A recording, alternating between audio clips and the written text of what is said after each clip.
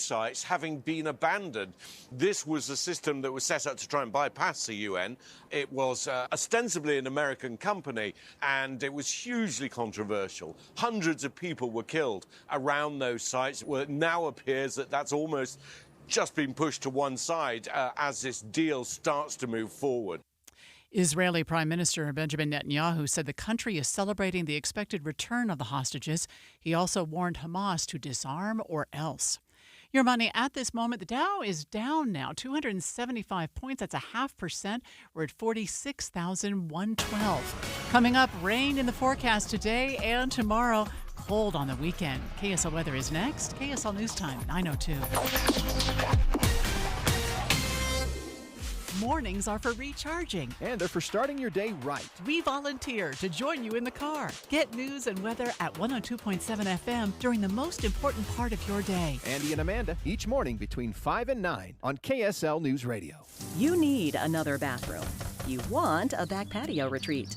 We have a plan. If you're looking to start a home improvement project, a discounted home equity line of credit from Zions Bank is an easy, affordable way to turn your home's equity into opportunity. Stop by your local branch to get started or visit zionsbank.com/HELOC to learn more. Loan subject to credit approval. Terms and conditions apply. See banker for details. A division of Zions Bank Corporation, N.A., member FDIC, equal housing lender. NMLS number 467014. At Common Spirit Health, we know that lifelong health and well-being starts with primary care. So we have doctors and providers who see you, hear you, know you, and understand you. Because understanding you means understanding your needs. And that leads to a deeper knowledge of the prevention, wellness, and treatment options that may be best for you. It's primary care that treats your whole family like family. It's primary care with human kindness. Discover all the ways you can find and connect with a primary care provider at mountain.commonspirit.org.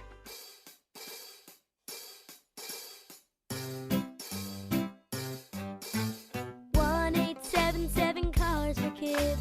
KARS Cars for Kids. 1-877 Cars for Kids. Donate your car today. 1-877 Cars for Kids. KARS Cars for Kids. 1-877 Cars for Kids. Donate your car today. Donate your car today at carsforkids.org. That's cars with a K.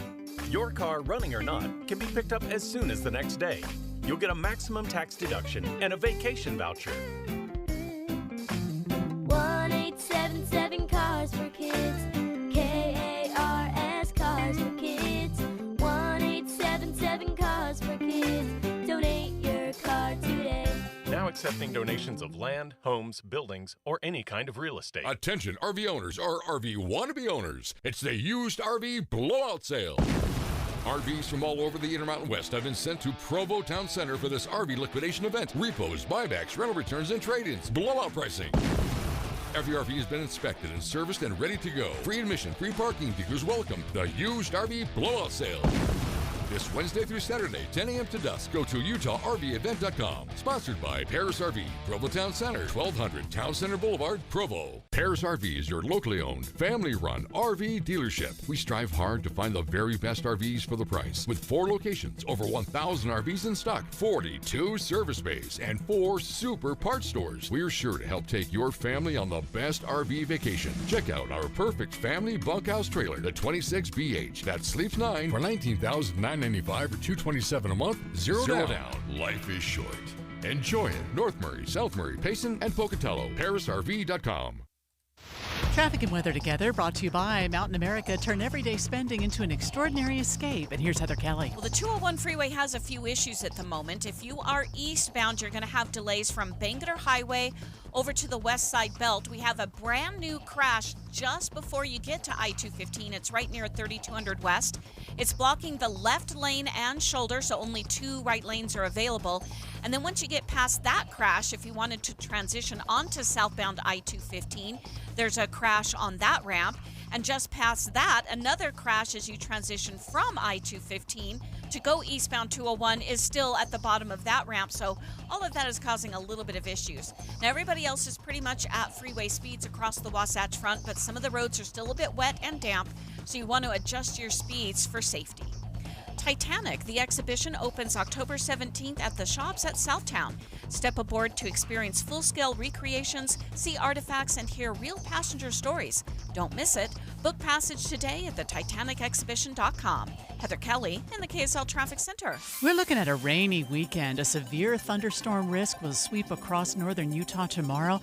It'll start to clear up Sunday with cooler temperatures in the 50s. Right now, mostly cloudy and 61 degrees. I'm Amanda Dixon from the KSL Common Spirit Health Studios.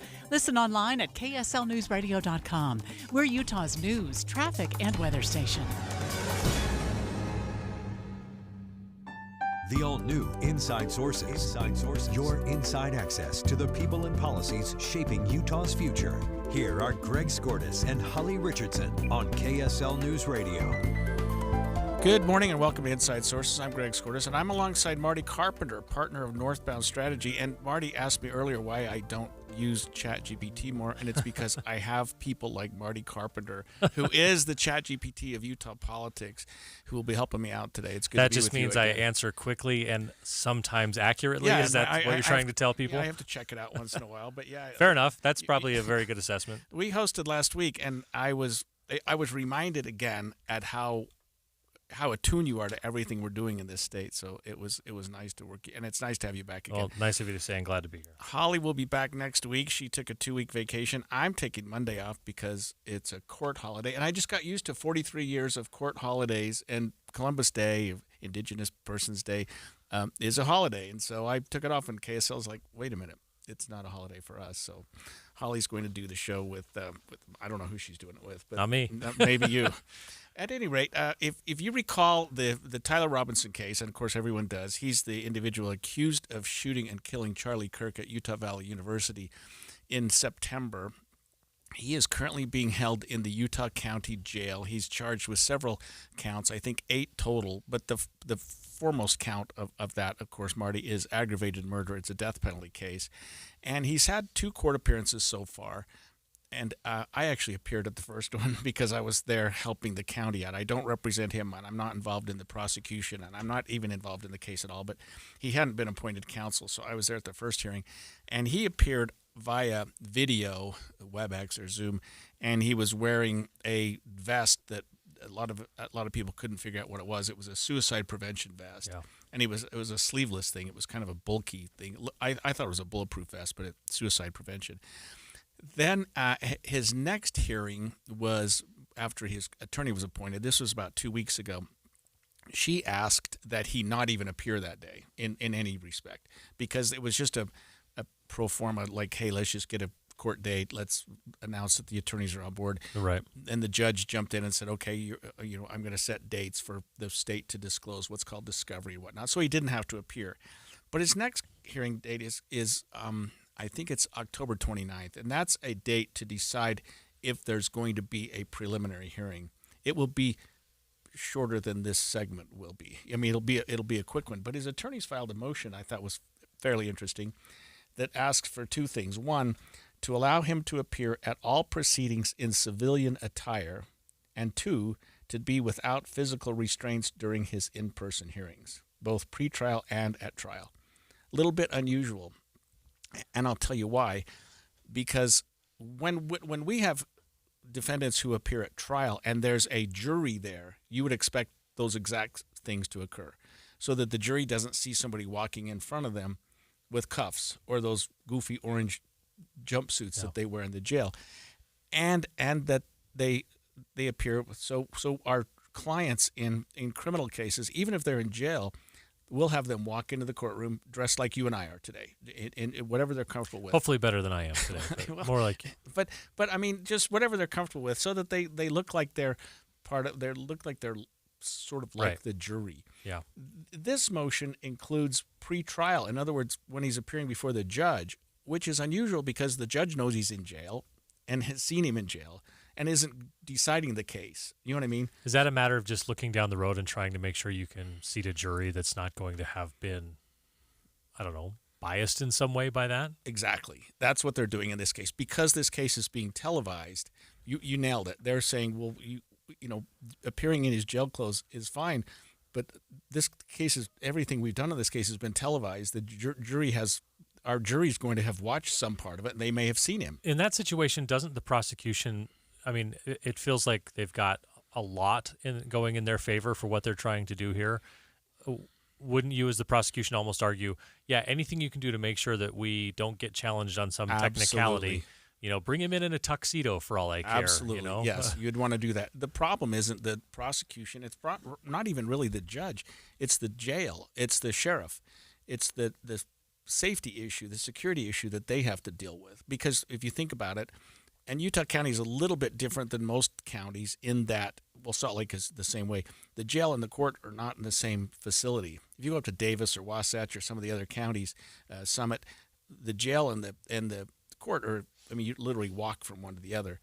But in Utah County, the jail's in Spanish Fork and the court's in Provo. So it's a little bit of a schlep. They have to put them in a van, they drive them, they park, and they bring them into the Sally Port underneath the courthouse and then walk them up. So it's a little bit of a public safety, a little bit of a security interest. So I think that the judge is going to defer a little bit to the county sheriff and say, is this something you're comfortable doing? Mm-hmm. Absolutely, they'll do it, like you said, at the trial. Absolutely, they'll do it at all phases of the trial when there's a jury there.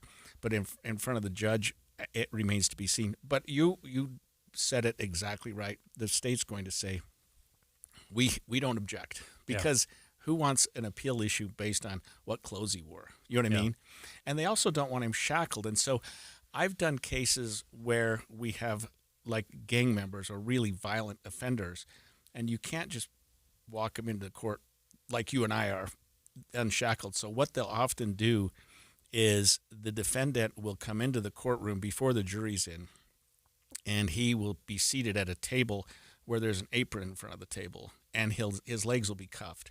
So when the jury walks in, they'll see him like I'm looking at you, your upper body. His hands will be free. He'll be talking to me and in writing or whatever.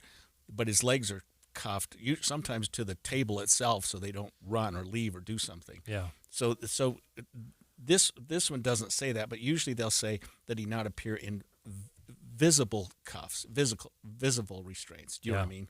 How much influence do courtroom optics really have on jurors in your experience? A lot. I mean, I think I would never ever let a client appear in court in jail clothes, and we. And that goes probably beyond that, like clean shaven, absolutely, hair combed or whatever. I sometimes watch attorneys, and I watched one up in Idaho recently, where the attorney and the client sat about as far apart as they could during the trial, and it gave that optic to me bothered me. I mean, when I'm in court, I know this will sound weird, even if my client's charged with something horrible, even if it's like a offense against a child or something like that, I'll talk to them. I'll get close to them. I'll sort of, even maybe put my arm around them while I'm talking to them. Like, I'm not afraid of this person. I like this person. Yeah. You're my friend. You're my whatever. You try to make them as likable as you can. You try to make them as regular as you can. And because the jury's already thinking this is a bad person, the whole presumption of innocence is not necessarily and people real. My age probably base all of their optics of court, I don't know, maybe on Law and Order or something like that, but I would say primarily from like the O.J. Simpson case. Right. And so I think of like he had 4 or 5 attorneys at any given time, but Johnny Cochran was like his buddy, like on his hip, like, someone who was not afraid of him. Right. And so I see what you're saying there as far as the optics. If you're afraid of the client, the jury's going to be afraid of him as well. Well, that'll be interesting to see how that shakes out. The motion was filed just yesterday. I imagine the judge will probably grant at least part of it, maybe more. When we come back after the break, I'm going to need your help with this one. A top Republican proposed a vote to keep military members paid, but other Republican officials have swatted it down. We're going to have Deseret News congressional correspondent Cami Mondo tell you what's going on with that next. The KSL News Radio app will update you on breaking stories. Red Cross brought relief supplies. And you'll get exclusive audio streams from local events, breaking news, and sports. Cougars feel like they can overcome anything. All of your favorite KSL hosts are there too, so you can listen anytime. Plus traffic and weather. Download it today. The app for KSL News Radio. Temperatures might be cooling down, but fall camping's just warming up, and so is the country's largest used RV show. That's right, we're back in Utah just in time to outfit you for even more fall fun. October 9th through the 11th, we're packing the parking lot at the shops at Southtown with a huge selection of used RVs to fit any budget. Shop travel trailers, fifth wheels, toy haulers, motorhomes, and more, all in one lot. We're talking RVs starting as low as $7,995. No payments until 2026 on approved credit. You'll also find new RVs at the show at used pricing, like all remaining new 2024s, and select 2025s marked down for fall discounts. Plus, get hooked up with specially priced hunting trailers just in time for hunting season. Get more details and find the best deals early at UtahUsedRVShow.com. All this plus free admission to the country's largest used RV show. 3 days only, October 9th through the 11th at the shops at Southtown. Open daily at 11 a.m. Sponsored by Bish's RV. See you there. Stock number 759418. Subject to prior sale. See dealer for details. Hi, this is Doug Wright. The other night, I had the chance to see a brand new play at Hale Center Theater, and it's the musical comedy Murders of 1940. And I'm just going to read what I wrote to Sally Dietlein right after I got out to my truck. I just had to let her know how much I enjoyed it, and I said, a black and white screwball film noir comedy complete with Nazis you have outdone yourself.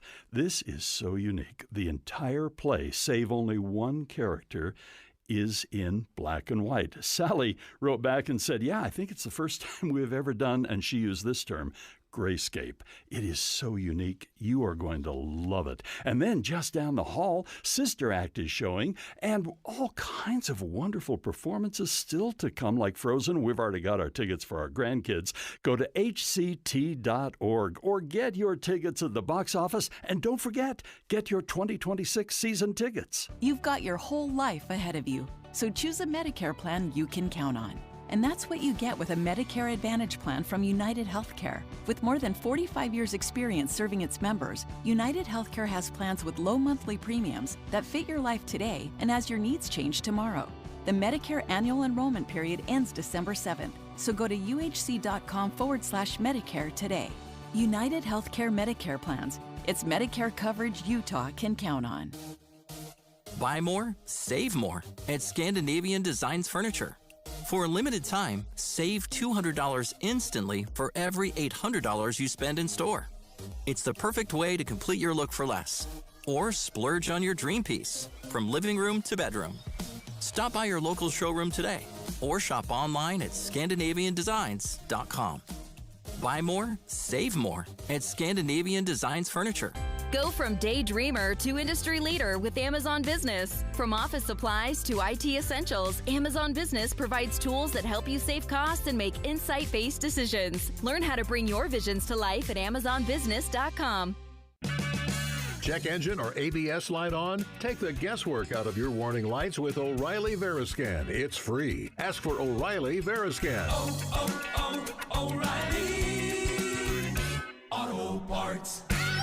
This message comes from Viking, committed to exploring the world in comfort. Journey through the heart of Europe on an elegant Viking longship with thoughtful service, destination-focused dining, and cultural enrichment on board and on shore. With small ships that bring travelers closer to the destination, there's more time to explore. And every Viking voyage is all-inclusive, with no children and no casinos. Discover more at Viking.com. If you're struggling with your mortgage, there's a free government program that offers expert one-on-one advice about your mortgage options. Call 1-888-995-HOPE or visit makinghomeaffordable.gov. Brought to you by the U.S. Treasury, HUD, and the Ad Council.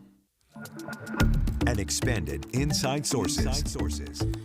Representative Elise Stefanik, chairwoman of the House GOP leadership, called for a vote to continue military pay despite the shutdown. House Speaker Mike Johnson has stated his interests are otherwise. And my co-host, Marty Carpenter, had a little different thought on that this morning before we start with Cammie. Well, I just look at this and say, I mean, if you're going to kind of sum this up, the House has passed essentially a clean continuing resolution. It's stalled in the Senate. The pressure is mounting on Democrats to cave on this, vote on it, and essentially punt and continue negotiations, right? This is not that they're losing on a point. It's just saying, let's keep going so that we can have position, or we can have time to negotiate. That's a winning message for Republicans. Now, if you're the Republicans, all you've got to do is stay unified. Solidarity here. And this is the first time that someone's kind of stepped off and said, well, we should do this on military pay. We should go back and do this. And the Speaker of the House essentially said, he sidestepped the question.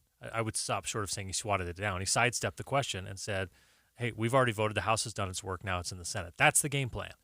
Anything off of that doesn't help the Republican position. So it's not a matter of we don't want to go make sure the military gets taken care of. I'm sure they will.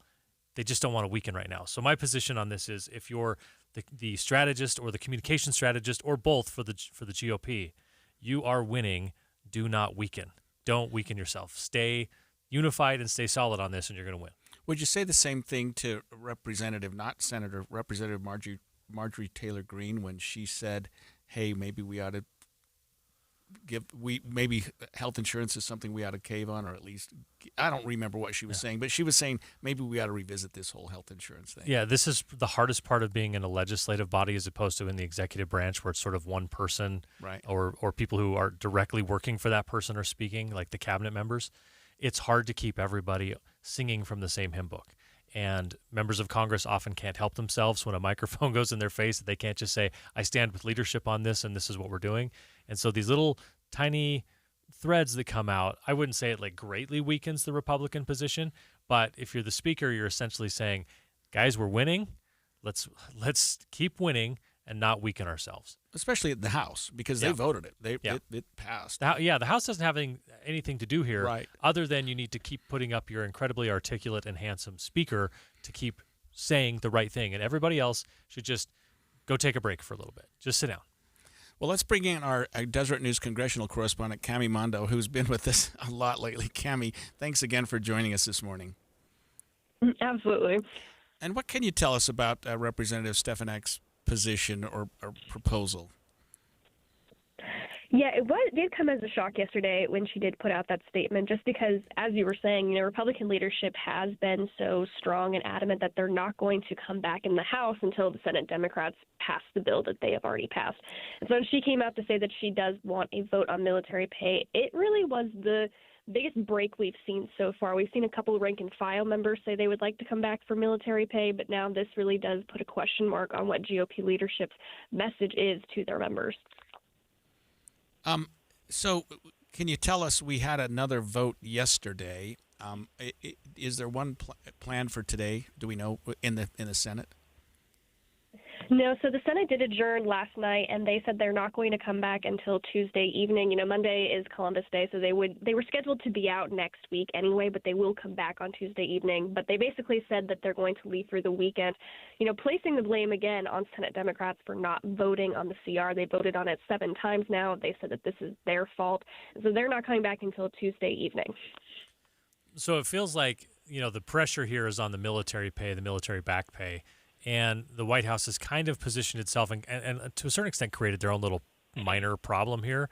This is one that it seems like you could take away the leverage point by just the president saying, we'll make sure that gets done right after the fact. We'll make sure that gets done.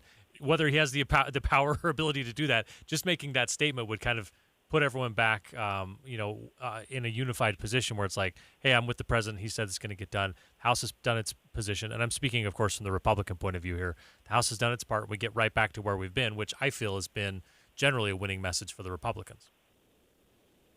Right. This has definitely been used as one of those pressure points. And I think it is something that, as you said, the White House is looking for ways to try and make sure the military gets paid. House Majority Leader Steve Scalise told us that this morning, that he's looking for options.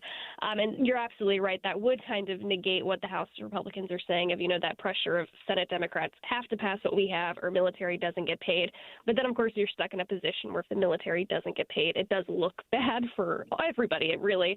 So it is stuck in one of those positions where, it's kind of weird of what politically strategic, what the best strategy there is, but you're absolutely right. It is an interesting point that Marty makes, though, Cami, that the House has already voted. They've already put this down, and if they've already put it forward to a point where the military would get paid because we'd have a continuing resolution. So changing it now, as Stefanek wants, I guess, to vote on I don't know. It does seem awkward bringing it back to the House to vote on anything since they've already passed it. So I guess I can understand Speaker Johnson. I didn't at the beginning until Marty sort of convinced me that maybe it makes more sense for the House to say we've done everything. There's not much for us to do. Do you know what I mean, Cammie? Yeah, absolutely. And that really is Speaker Johnson's argument. He's saying that, everything that Democrats are trying to avoid now, they don't want government workers to go without pay. They want to make sure that furloughed workers get their paychecks. They want to make sure the military is taken care of. And that's absolutely Speaker Johnson's point, where he's saying we already voted on all of that if we just keep the government open. And that CR did pass the House. Republicans in the Senate are already voting in favor of that. So that is absolutely their position, where they say we could take care of all of this if you pass our bill. I mean, if you look at this strategically, because this is essentially a communication battle and a little bit of a political strategy battle, but driven by the communication here. Right now, Democrats are leveraging something that Republicans care about, military, to try to sort of make them break ranks. They're going to want to prevent that. If you're the Republicans, you want to prevent that. The GOP then is going to want to find ways to leverage Democrats, find something that they care about that, by the way, you're hurting all these people who love you, and if you would just pass this, then it would get done. And then you get those groups to start putting pressure on them. That's really where we sort of are in the messaging battle right here. Absolutely. And you're seeing both sides really it's like an interesting situation where you can see both sides use every single step of the way against each other. And so you're really just getting a lot of messaging overload. And what's really resonating with voters, we aren't sure. I guess we won't know until those military paychecks are withheld. But you're absolutely right that, both parties are able to use every single step, every single consequence against the other. Cammie, notwithstanding that the Senate is not meeting today and probably won't until at least Tuesday because of the Monday holiday, do we have a notion that some senators are meeting, that there's some caucusing going on, and that's probably not the right word, but that there's some meetings going on between both parties and saying, hey, is there a compromise here? Or do you think everybody's just dug in? There have been some bipartisan talks behind the scenes over the last week, but the sense that I'm getting in from a couple of senators that I've spoken to is a lot of those have stalled out at this point just because both sides are digging their heels in and they won't budge on what they're demanding. And so where those talks are at right now, it seems like they're not making much progress, and so I think they are going to all just leave for the weekend, probably not bring this back up until they are back in Washington, but those talks, for the most part at least, have seemed to just stall out.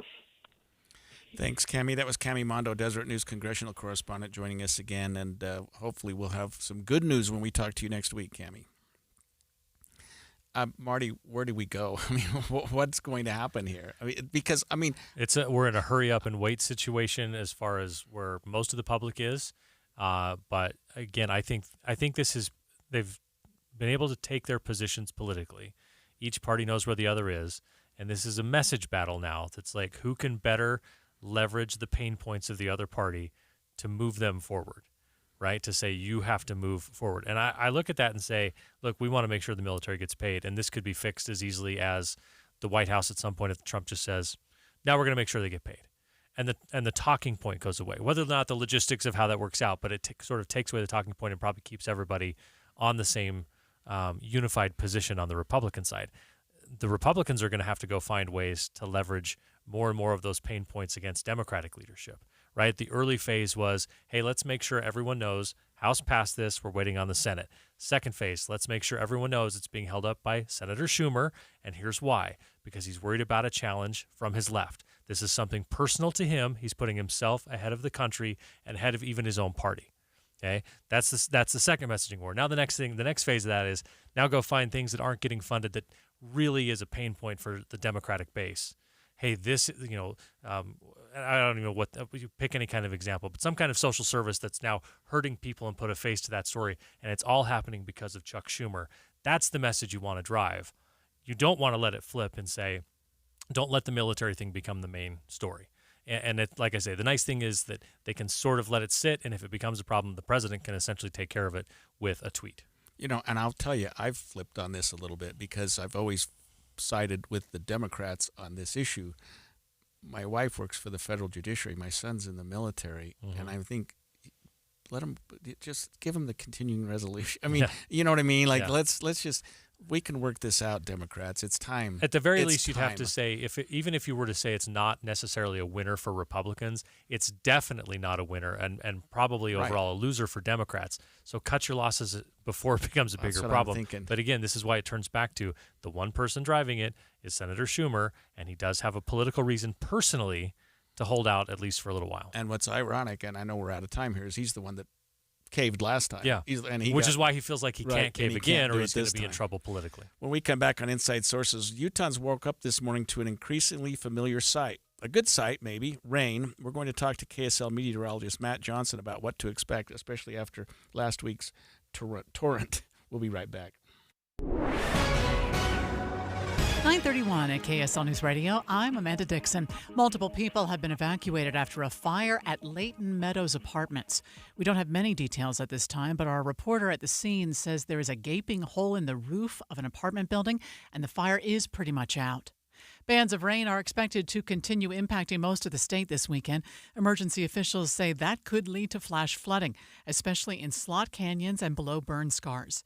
Genevieve Keys with the Department of Public Safety says if you see water rising or hear it gushing, you need to get to higher ground. Know how to get to higher ground. That's the important part. Everyone knows that they have to get to higher ground, but you need to know what you're going to do to get there and know where that higher ground is. The National Weather Service now lists 5 areas in southern Utah as expected to have flooding, and 7 others are listed as probable. Our top national story this hour from ABC News. The government shutdown continues.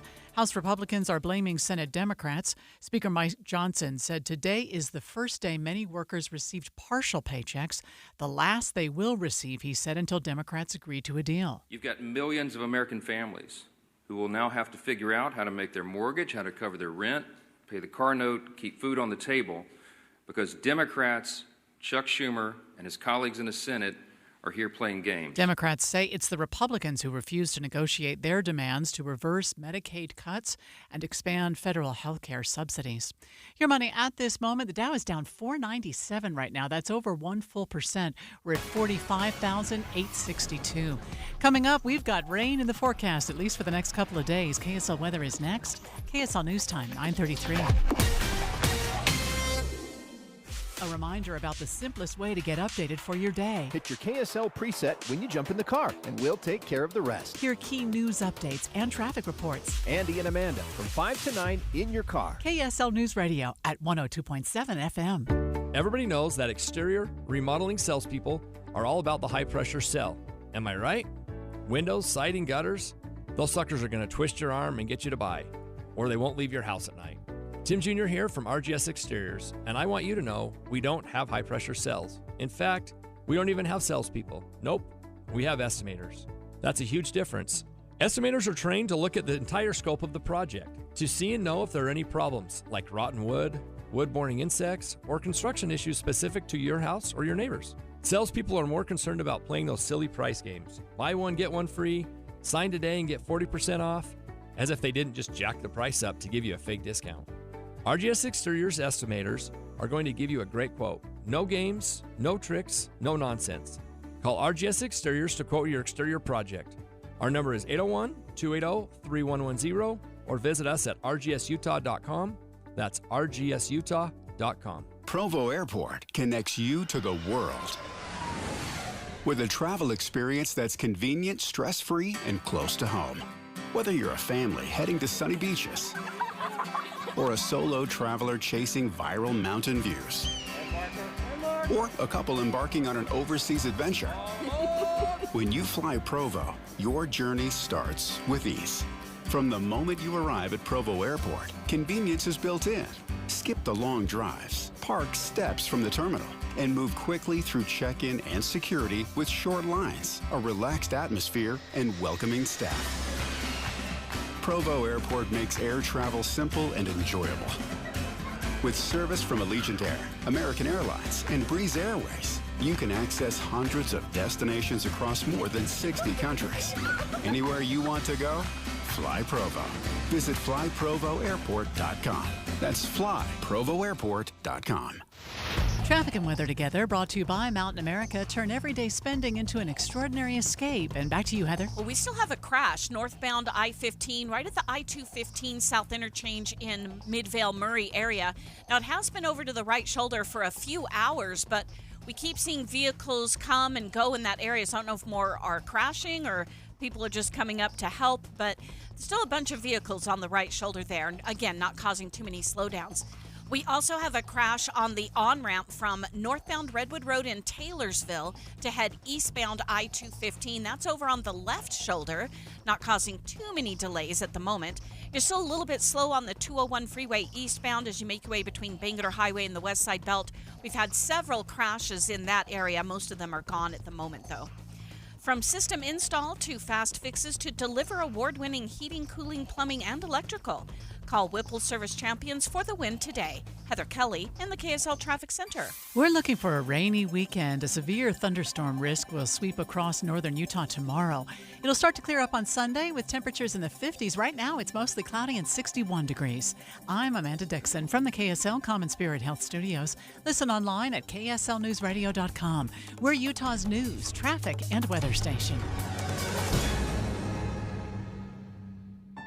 The all-new Inside Sources. Inside Sources. Your inside access to the people and policies shaping Utah's future. Here are Greg Skordas and Holly Richardson on KSL News Radio. And I'm alongside Marty Carpenter today. Marty, were you exposed to the rain last weekend? Were you around? Yeah, I was around. That was a lot of rain last weekend. Yeah, Today didn't feel like quite as much, but I guess it's hard to get quite as much as we had last week, because last week, if I remember, was like the second most on record in a day, something like that. Like one of those one in every 151-year storms or something pretty unusual like that. for around here. Well, we're lucky to have with us KSL meteorologist Matt Johnson to talk about that, because you nailed it last weekend, and you seem to have nailed this weekend. It's already, the rain's coming that you predicted. Yeah, we're trying to dial it in. It's pretty complex system, a setup we haven't seen since 2022, pretty much. And what we're seeing is some tropical moisture headed in, and a pretty elevated flash flood risk down in southern Utah today and through early tomorrow morning. So what we have this weekend includes more of the state than last weekend? Because last week it seemed to be focused on the northwest quadrant of Salt Lake County and Tooele County, and obviously much more than that, but we didn't seem to have as much in the southern central part of the state. Yeah, I'd say that's an accurate statement, is that we're going to encapsulate most of the desert Southwest, including Arizona. They're getting some pretty heavy rain as well. But, and it's going to go like this. The timing is going to be flash flood risk really high today through tomorrow morning in southern Utah. With the hot spot being that southwest corner. So Zion National Park out towards Escalante Grand Staircase, including Cedar City, maybe even as far north as Beaver. And then we switch our focus to tomorrow evening along the Wasatch Front, where we are going to have a cold front collide with this tropical air mass, and that's going to really cause some dynamic thunderstorms. I think as early as tomorrow afternoon, 2, 3, 4 o'clock, we'll start to see these isolated strong thunderstorms. And then the brunt of the rain with the cold front is going to come through between 5 and 8 p.m. And so that's going to impact, we got Weber State playing up in Ogden. We got the Utes up on the hill. That's an 8:15 kick. And then also, Benson Boone, Red West, all these other concerts that are probably going to get Post Malone's probably coming on, 7, 8 p.m. and might get a little dicey outside. Not to mention my Saturday round of golf, so let's make sure that gets on the list as well, because I guess it sounds like I don't want to be swinging a metal club on Saturday afternoon. Yeah, probably not. So as I understand it, living here in a desert and with sort of an ongoing drought, all water is good water. I've had a few people mention to me, man, it's too bad it's not cold enough that this rain is actually snow that gets stuck in the mountains. Does this water help us less than snow when it comes to overall dealing with our drought conditions, or is all water good water? That's a great question, and I think it would be great to start building our snowpack at this time, but, generally snowpack building season starts in November, but we love this rain because it's going to saturate the soil. We've really depleted our soil moisture, our aquifers, and that state of the land over the summer, because it was really, really dry. We're just now barely picking up the rain that we should have had 2, 3, 4 months ago. And so what that's going to do is that's going to set the stage for our runoff. After the snowpack melts in the spring, believe it or not, we set the stage in the fall. If we can get this rain to keep coming, we're going to saturate the soil, and then the snowpack, when it melts in the spring, a lot more water will make it to our tributaries, rivers, streams, reservoirs. Whereas if this fall is dry, we lose a lot of that because the ground acts like a sponge and just soak up all our snowpack. And we've seen that actually in years past. So great question. What are our forecasts, at least for the next couple of weeks? So we had a good storm last weekend. We seem to be having another very good storm this weekend. Is this a, you called it, you had some name for it. Maybe, did I say La Nina or? No, you just said the active pattern. The stars had aligned or something like that. I thought anyway, you needed me to translate. Yeah, that's Spanish there for you go. the Nina. But it's not. Are we in a pattern? I guess in the next couple of weeks where we can expect more rain. We are in a favorable pattern. I do have another storm that's looking likely middle of next week. That'll produce another round of valley rain and mountain snow. But, it's funny you asked that because I've been looking into what we call the Madden-Julian Oscillation. And that is a global-wide system. It's an area of lift. We call it convection. And it circulates the globe every 30 days or so. It's going to be coming into the western and eastern Pacific as we move into mid and late October. So what that tells us is when that area, that blob of lifting air moves into the Pacific, it's actually probably going to increase our chances of getting storms moving into the west. And so that's a long-range outlook, right? We take that with a grain of salt, but it does look like the cards are in our favor to kind of try to keep this pattern going into late October. So that's really good news for us. I turned my sprinkler system off at the end of September. My lawn is still, it's probably more green than it has been all year. I'm guessing at this point people can say, if you're at least along the Wasatch Front, you probably are going to have enough rain coming consistently enough that it's okay to turn off those sprinkler systems. Yeah, I would call it for the season because not only that, but we're coming up on our average first freeze. So you mentioned good news for the ski resorts, at least for the snowpack. I look at it as ski resorts. You know what I mean? I patrol. The rest of us drink and bathe in it, but sure, you ski on it. Well, I patrol up at Powder Mountain, right. and so I absolutely appreciate what you're saying about the moisture of the soil and keeping that snowpack so that it runs off. We got some snow last weekend. It seemed like you told us we got something like 8 or 11 inches at Brighton. Yeah. Are we going to get some more this weekend or next weekend, or do you know? I'm not that any resort's going to open anytime soon, although they seem to open with snowmaking, earlier than not. Yeah. But do we know what our snow forecasts are going to be? So with this storm system, I'm calling for about 2 to 5, maybe 6 inches of snow. So not as cold. We're going to get a ton of water with it. It's just that the cold air is delayed to come in, and so that really lowers the amount of snow we'll see. So 2 to 6 inches generally up at the mountaintops. There could be a spot that picks up more.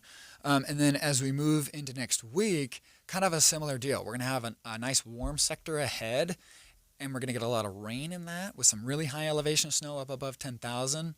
And then towards the tail end of next week's storm, we'll get another round of snow. So the reason for that being is the trajectory of these storms aren't directly out of the northwest. This one more so than the next one, but last week the trajectory of that storm, came in with some cold air. It was more of a northwest punch, but these storms are kind of more west to southwest, which kind of brings a warmer component. Is this more fun for you than the summer of just, well, it's not going to rain, it's going to be hot. Oh yeah, this is really hot. This is Candyland for me, because just a lot more volatile as we move through fall, whereas summer was dreary. Last question. We've only got about a minute left, Matt. The southwest portion of our state has been in severe drought. Is this making a difference with that? Are we getting any of the numbers that you're seeing giving us some hope that that's going to be alleviated a little bit? Oh yeah. I think we'll see some alleviation. We won't necessarily solve the problem, but if we can get next week's storm to put some rain down in southern Utah and then some following ones in late October, that would be great. But yeah, this will be alleviation, but I don't know if this will kick the can as far as, wiping out the drought monitor map. Well, Marty, this weekend when you're golfing, you can thank Matt Johnson. It doesn't sound like I'm going to be golfing.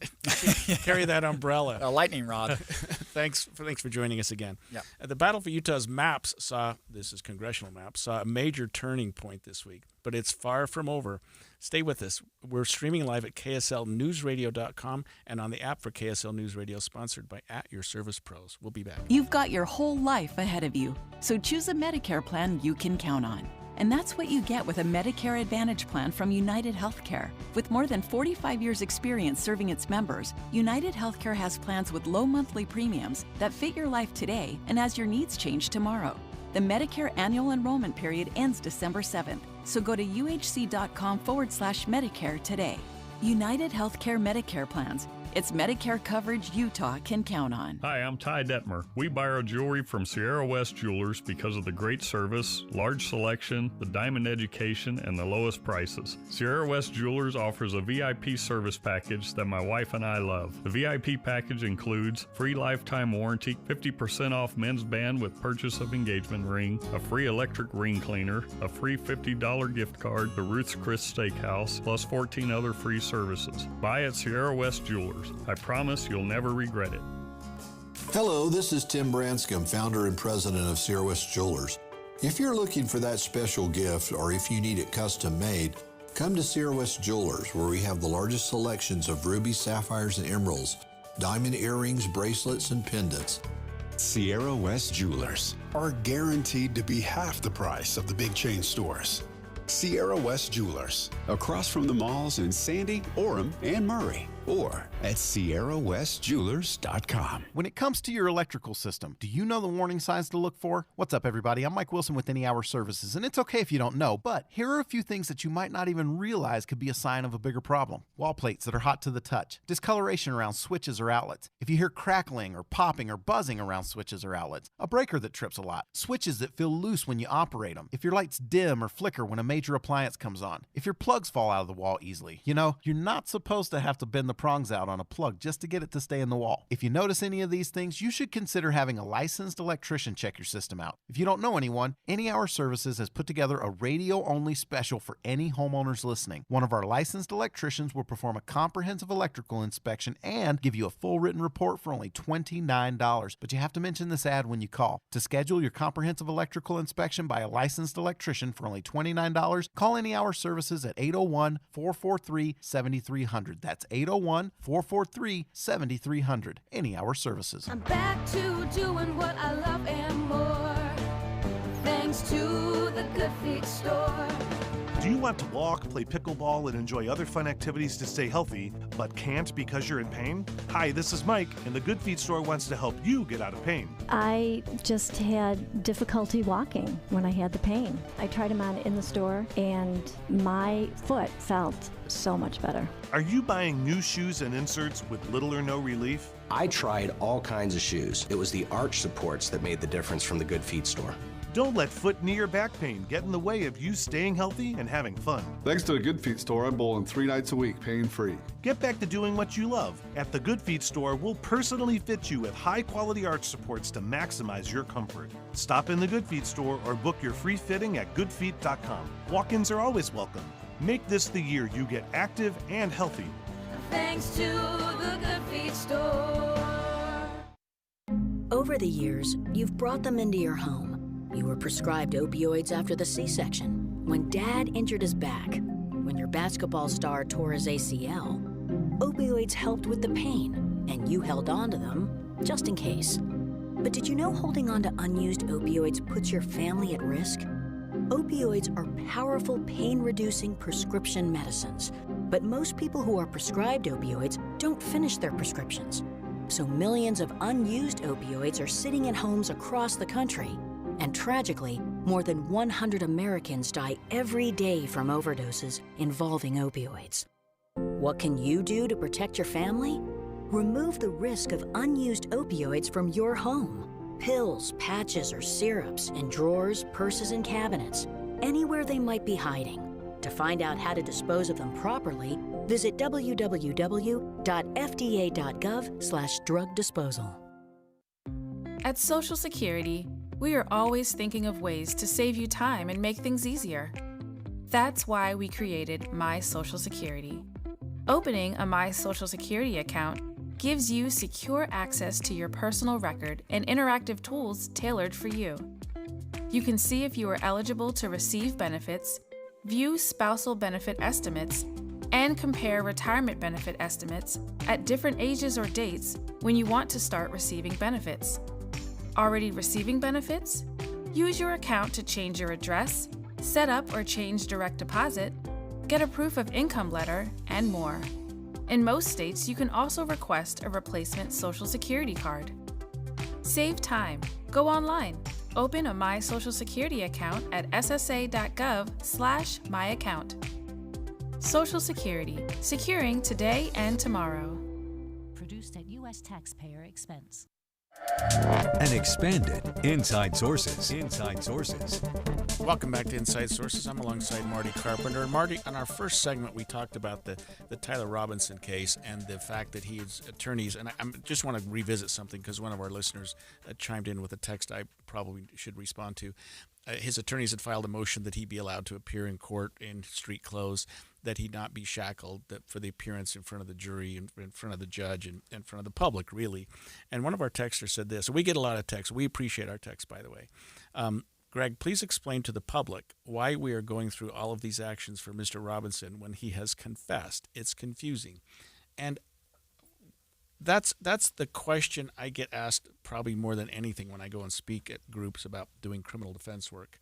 You know, how can you defend somebody that has confessed to a crime? And first of all, we don't know what he's done, what he's said, and what he's confessed to. We do know that he's charged with a crime, and from the probable cause statement that Jeff Gray, the Utah County attorney, read, they have a very compelling case, I would say, a very good case. But he's entitled to a defense. He's entitled to the presumption of innocence. And today, under American law, he is, by law, presumed innocent, notwithstanding anything he said. And so it behooves his attorneys, especially since it's a death penalty case, to at least let the evidence sort itself out. They may very well plead him guilty, or jury may find him guilty, or maybe maybe they'll work something out in this case. But until the defense gets all the evidence and makes sure that if there was a confession, that it was legal, if there was a search that was legal, if there was other things done that they were appropriate. I mean, I just so love the system we have in this country, but I also appreciate people who think, boy, we sure give a lot of deference to criminal defendants. Yeah, and it's probably, like you mentioned, for good reason. And it does, I totally understand where this texter is coming from, saying, you know, fundamentally it seems like the purpose of the trial is to figure out if someone's guilty or not. And if that person says they are, and they seem, you know, like capable of making that declaration, then okay, case closed, let's move on. I can see how that saves everybody time and money, but you know, some things are worth doing the right way, and so I can see the argument on both sides. And this is a death penalty case, and so it may very well, who knows, I'm not surmising what could happen in this case, it may very well come down to penalty and whether or not a jury finds that he is, you know, the aggravating circumstances of his crime outweigh the mitigated circumstances of his life, and that the penalty of death is appropriate as opposed to the penalty of life without the possibility of parole. I mean, I'm not saying he's guilty, he's presumed innocent, but if he is, he's going to spend the rest of his life in prison, whether it's a short life and he's executed or a long life and he spends the next 60 years there.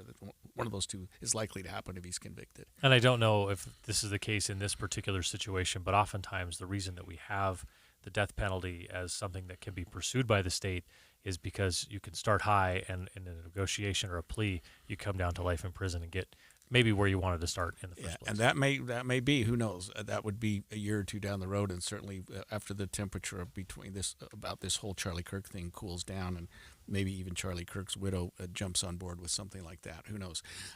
Anyway, the criminal justice system was going to work. We have what I do like about that case, and then I'll quit, is we have very good lawyers on both sides. The prosecuting attorneys I know very well. The defense attorneys I know very well. I mean, we couldn't have picked a better A-team to make our state look good, because let's face it, the country's going to be watching that trial. The country's also watching what we're doing in this state about our redistricting, and it's got a legal component as well. And I think that it's an interesting civics lesson, Marty, because we have the legislature, which of course passes laws about and makes decisions about redistricting. We have a ballot initiative where the voters have come in and said, wait a minute, we want you to do this. We have a judge trying to decide which one of them,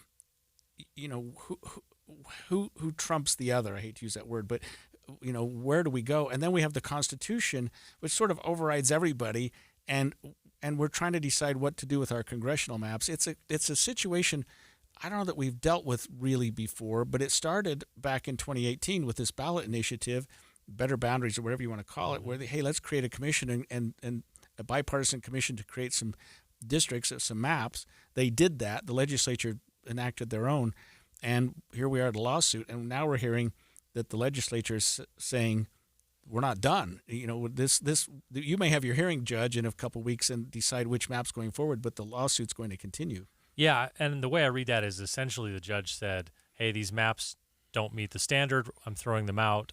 Okay, that certainly whichever group at any point has the ability and the right to go sue, in that sense, bring it to court, and the judge can make that ruling. I think what the legislature essentially is doing is sort of working in two channels at the same time. One is, all right, you've given us a really tight deadline to go rework these boundaries. We're going to do that, but we're only going to do that because it has to be done. But we're also going to appeal. We're going to go through this process and take it, all the way to the end to make sure we get in their position. Hopefully, they get what they ultimately want. What's interesting to me is, and the more I've thought about this, like from a 30,000-foot level, is, you had a group that ran a proposition, Proposition 4, and the longer you do this, the more the propositions and the numbers mesh in your brain. So Proposition 4. That essentially said, independent redistricting committee, and here's how we do it, and so on. But the Constitution of our state says that the legislature ultimately gets to draw the boundaries. And so what I've never understood from the beginning, and I'd love your legal take on this, and maybe one from an opposite political perspective on this, it feels like if you wanted to make a change, the right level to do it at was to run a constitutional amendment, which is, harder to do than running a proposition.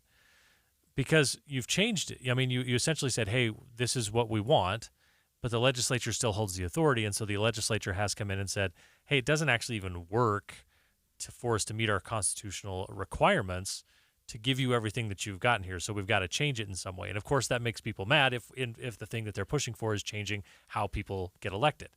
So it is a big clash. But to me, I'm no lawyer. You're the lawyer sitting here, but I've been around enough lawyers to understand constitutional supremacy, both the federal over the states and the state over pretty much everything else that happens in the state.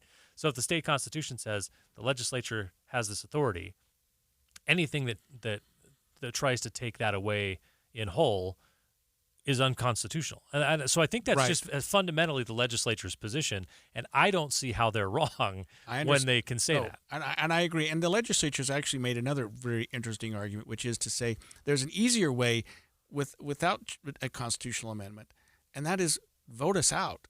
You voted us in. Yeah. And I've heard legislators say, look, if you don't like what we're doing, the answer isn't to do these ballot initiatives, it's to get different legislators. You know what I mean? Yeah. And so, and I mean, that I don't know that that's ever going to happen that way, but the citizens going to the ballot box on ballot initiatives is unusual. The judge has sort of placed, I don't want to speak for her at all because it was a brilliant decision she made. She's placed citizen ballot initiatives over the legislatures, over laws. She's given them a little bit more priority, but they're still not as compelling as the Constitution. Right. And so, it is a tiptoe that she's trying to do here, and I think she's doing the best she can to say, well, you've got to give some deference to the citizens. They came to the ballot box and they said you need to create this commission and do something, but the devil's always in the details. Yeah. It's like legal cannabis. The citizens say, hey, we want legal marijuana, and the legislature's saying, well, we can't just pass a law that says marijuana is legal. We have to decide what that means. We have to set some parameters. But I think this would be the position you'd hear from most legislators, and I don't mean to speak for them by proxy here or anything, but I would say, if you want to change something, you have to change it at the level where it needs to be changed. Right. And so we declare our principles in a constitution essentially and say this is how the whole thing is going to run, and then everything in the statutes below it is sort of the details of that. But if you want to change it, you got to go change it at the principle level in this case, because that's where it's set up, right? Like the same thing if you decided we don't want to have a governor anymore, we want to have, a prince, you'd have to go change that somewhere. You couldn't go just get a committee together and change it in a city and make the change. You got to make the change at the appropriate level. That's where all of this chaos feels like it's starting. I think you and I are on the same page. We'll be right back. KSL Salt Lake City. From the KSL Common Spirit Health Studios, this is KSL News Radio. Utah's news, traffic, and weather station. 10 o'clock at KSL News Radio. I'm Amanda Dixon. KSL's top story. It is a football Friday, and the weather will definitely play a role in this weekend's games. The Utah Utes host 21st ranked Arizona State. That game kicks at 8:15 tomorrow night, and right now the KSL Weather Center says there is a 100% chance of rain that hour. BYU will also be dealing with storms when they play Arizona in Tucson tomorrow at 6 p.m. Our pregame coverage will start at 4, and if you want even more football talk, tune into Cougar Sports Saturday with Mitch Harper starting at noon. USU, on the other hand, will be playing in Hawaii with the temperature around 79 degrees at kickoff and mostly clear skies. Our top national story this hour from ABC News, Sister Jean, the team chaplain for the Loyola University Chicago basketball team, who became a national celebrity during the school's 2018 Underdog March Madness run, has died at the age of 106. Here is a past interview she gave in 2023 when she was only 104 years old. I hope they remember that I'm humble with all this. When they write such beautiful notes to me and tell me I'm such an inspiration, I never knew I was making that impact. I will also want them to remember me as just loving everybody. The university confirmed her death in a statement on social media overnight. A 7.4 magnitude earthquake hit off the southern coast of the Philippines, and we know of a few deaths linked to the quake. We also are seeing reports of damaged buildings, and many cities are currently without power. The quake also prompted evacuations of nearby coastal areas because of a tsunami warning, which has now been lifted. Your money at this moment, the Dow is down 535 points. That's 1.1%. We're at 45,823. Coming up, if you haven't turned your sprinklers off, now would be a good time. KSL Weather is next. KSL News Time, 10:02. The sources where we get our news matters. When you listen to Utah's Morning News, we want you to feel the stories are important to you and trustworthy. This is Amanda Dixon. And I'm Andy Farnsworth. Join us weekday mornings on KSL News Radio. Tired of hearing scary radio ads about the IRS? Tax Relief Advocates is different. TRA is here to tell you that if you owe money to the IRS, whether it's $5,000 or $500,000, we have a solution. TRA can eliminate or reduce what you owe to the IRS with zero risk to you. We have over 1,000 5-star reviews on Google and an A+ with a BBB. End your tax nightmare today by visiting TRA.com or call 800-583-6681. That's 800-583-6681. Confidence is knowing you're ready to handle whatever comes your way. That's what it feels like to take on your workday with Cintas. They make sure your AEDs are up to date, your fire extinguishers are tested and inspected, your floor mats are cleaned and delivered, and your workwear looks good, feels good, and is freshly laundered with the Cintas Apparel Plus program. So are you ready to take on today? Visit Cintas.com and get ready for the workday.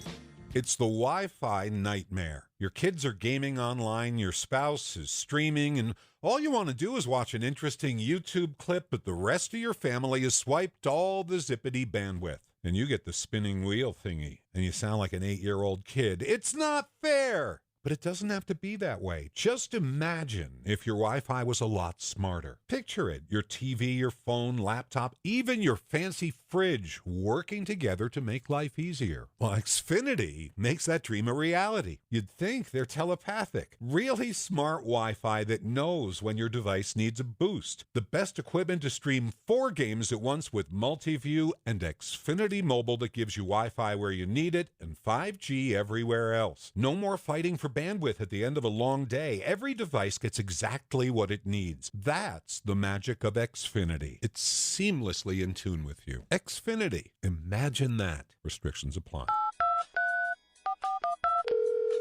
Hello, car donation hotline. Hi, I'd like to donate a car to the Utah Kidney Foundation.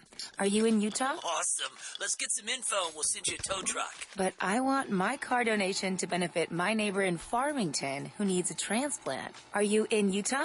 That's a no.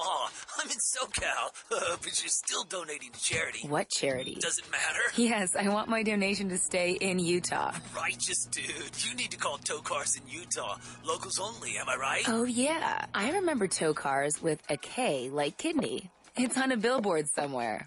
TOWKARS.org. That's it. Towcars.org. If you'd like your vehicle donation to help Utah kidney patients in the Beehive State, please use the web address on their billboard, towcars.org, to donate your old car or truck. That's TOWK like kidney, ARS. Towcars.org.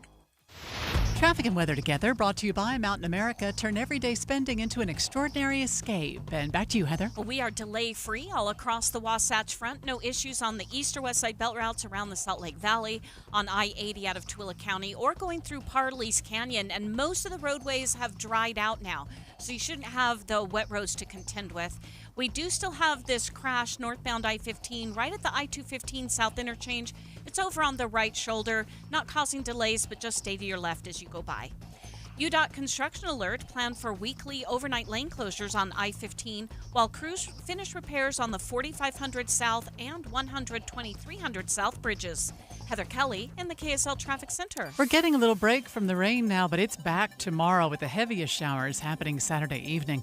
Right now, clouds and 63 degrees. I'm Amanda Dixon from the KSL Common Spirit Health Studios. Listen online at kslnewsradio.com. We're Utah's news, traffic, and weather station. The all-new Inside Sources. Your inside access to the people and policies shaping Utah's future. Here are Greg Skordas and Holly Richardson on KSL News Radio. And we've got Marty Carpenter filling in for Holly Richardson today. And Marty, we are maybe seeing the beginning of the end of the 2-year war in Gaza as Hamas and Israel have brokered a ceasefire deal, at least we think. Palestinians return to their war-torn homes. The question in everyone's mind is, what's next? And of course, it's like what we talked about with the redistricting. Sometimes the devil's in the details. You know, you can pass something and you can say, "Hey, let's do this," but you've got to sort out how everything's going to fall into place. Sure, and with this particular conflict and any conflict that's been going on for most of my life or longer than my life, it's fair, I think, for people to look at it with a certain degree of skepticism of like, well, it feels like we've been close a couple of times and far for many times, and now we'll see if this holds. But I was surprised at how positive the reaction was to the overall deal. Like I saw both sides, the Washington Post and the New York Times both talking about, hey, give Trump the Nobel Peace Prize for getting this done. And I don't know if the skeptic in me says they're setting him up for when it falls apart, that they can hammer him for having it fall apart. But certainly we all would like to see peace in that part of the world and anywhere else for that matter, but it's particularly in that part of the world. And you hope that the deal ends up being one that, not just phase one is a success, but however many phases are built into it can be successul as well. Almost exactly 2 years. It was October 7th of 2023. So, yeah, we do have with us on the phone Mustafa Khader, who is a Palestinian-American businessman and Utah resident. He has family still in the West Bank with connections throughout Gaza. Mustafa, thank you for joining us this morning. Oh, most welcome. Thank you for having me. And what's been your reaction and perhaps your family's reaction to this news? Historically, we have seen such attempts in the past, and they are band-aids on a very bleeding wound. And as your colleague said, the devil is in the details. We are really very appreciative that the bloodshed in Gaza came to a halt temporarily.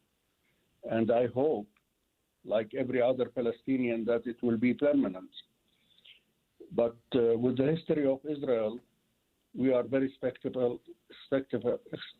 we are very doubtful about the delivery of the rest of the deal. And the deal itself as well is lack of concept. It does not address, the core of the problem. It addresses, the shells of the problem. There is no mention of the West Bank, as if it's a different entity. And there is no mention of stopping the settlements, stopping the confiscation of land, stopping all these things that are causing the problem in reality are not addressed. I'm interested because I think so many Utahns, we get this through national and international news outlets is primarily how we get our information on that. And I think most people today, hopefully more and more people are saying, I need to be at least, if not skeptical of what I'm being told in the media, or like not skeptical in the sense of don't ever believe it, but skeptical in the sense of I need to have multiple sources of information to try to triangulate and figure out what's really happening. I wonder if you would share with us what you feel are perhaps the biggest misconceptions that Utahns may have about Palestinians, and how do those misperceptions affect, public discourse here in our state?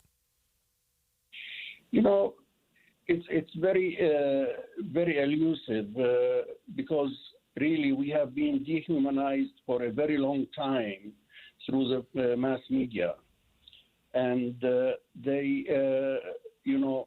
is a denial of reality among the American people. I would like the American people to walk in their hospitals, in their universities, and see how many of the few Palestinians that are in the world are really participating in the welfare of the whole universe, our whole universe. And the best example for that, the laureate of the Nobel Prize yesterday, who is from a Palestinian background. He's an American now, but he was born as a refugee, as a Palestinian refugee. So the fact that those people can produce very productive individuals makes them equal to anybody else in the universe. All the other humans in the universe, they have been participating the same way we are participating in the progress of our life as human beings. We have been dehumanized and openly dehumanized. We have heard, the word human animals about the people in Gaza. Just in Utah, we have at least a couple of hundred doctorate holders and university professors from Gaza. To make this truly a peace agreement, what do you think needs to happen with Gaza and the West Bank? What would make this more of a permanent solution for you? A permanent solution for me, is to address the core of the problem. People should go back to the fact that we did not land on the Zionist movement. The Zionist movement and the colonizer landed on us. And they've got to take the concept that the people of the Holy Land, are the natives of the Holy Land. Because Christ himself did not import his disciples from, Switzerland. His disciples were from the natives of the land. They became Christians. They don't lose their right to the land. And in the future, they became Muslims. They don't lose their right to the land. We are entitled for that part of the world like anybody else. The argument that there was a Jewish state, 3,000 years ago, does not stand water. Because if you are an American, you know the fact that we colonized this part of the world only 500 years ago. Does it make sense to take our keys and leave them at the reservations and leave all of us? If we can live together equally under the law in America, we can live together equally under the law anywhere else in the world. Does it make sense to you? Absolutely. Makes a lot of sense. And Mustafa, thank you for joining us this morning. That was Mustafa Khadr, a Palestinian-American businessman and Utah resident, talking about the peace talks and the ceasefire, at least, that seem to be in place right now. And it is a important thing to note that it's largely talk right now, although the Israeli parliament whatever they're called, has voted to approve it. So it seems like most parties are on board. We don't know what the Hamas's position is, but they seem to have been part of the brokerage of this deal as well. Yeah, and there, of course, there are international political movements at play here, and there are all politics are local, even in the Holy Land. So there are politics on the Palestinian side, and there are politics that have to be dealt with on the Israeli side. And so accepting those agreements and moving them forward. But so far, you'd rather have a phase one and an agreement and a step forward, and then we all just hope that the entire process can play out in a way that ends the conflict, saves lives, and hopefully brings some peace to a very war-torn region. And brings some supplies and foods into some of those regions as well. Chicago has narrowly avoided the deployment of the National Guard, and as a federal judge, another federal judge now, has jumped in with a last-minute order. We're going to take a look at that and other cities where the same has been threatened next. That's coming up next, streaming live at kslnewsradio.com and on the app for KSL News Radio, sponsored by @YourServicePros. These Cougars are rolling. Parker Kingston has the first down and more. Rocking and rolling. He's going to go 20, 10, touchdown! The nationally ranked BYU Cougars put their undefeated record on the line Saturday against Arizona. It's a 2-touchdown quarter. Listen to Cougar Tracks all this week from 6:30 to 7. And catch every play on Saturday on Utah's legacy home of the Cougars. It's game time, yeah. We on the way. KSL News Radio. The Movie Show coming to you live today from My Hearing Centers, one of their many locations along the Wasatch Front. We happen to be at the one in Sandy at 90th South and 700 East, and I'm joined now by Matt Deering from My Hearing. Matt Deering from My Hearing. How in all these years, Matt, have I never put that little rhyme together? I don't know. It's amazing. It really is. Well, what we want to talk about today, though, is the latest in hearing aid technology, the Signia BCTIX, and why people, whether they're experiencing any level of hearing difficulties or hearing loss, or even people who already have hearing aids, should come in and try them out for a month for no charge and no risk. I want to kind of compare it when you were moving from your single processor unit that you had in the 1990s, your computer, and then you got your quad core, as a 20th century started.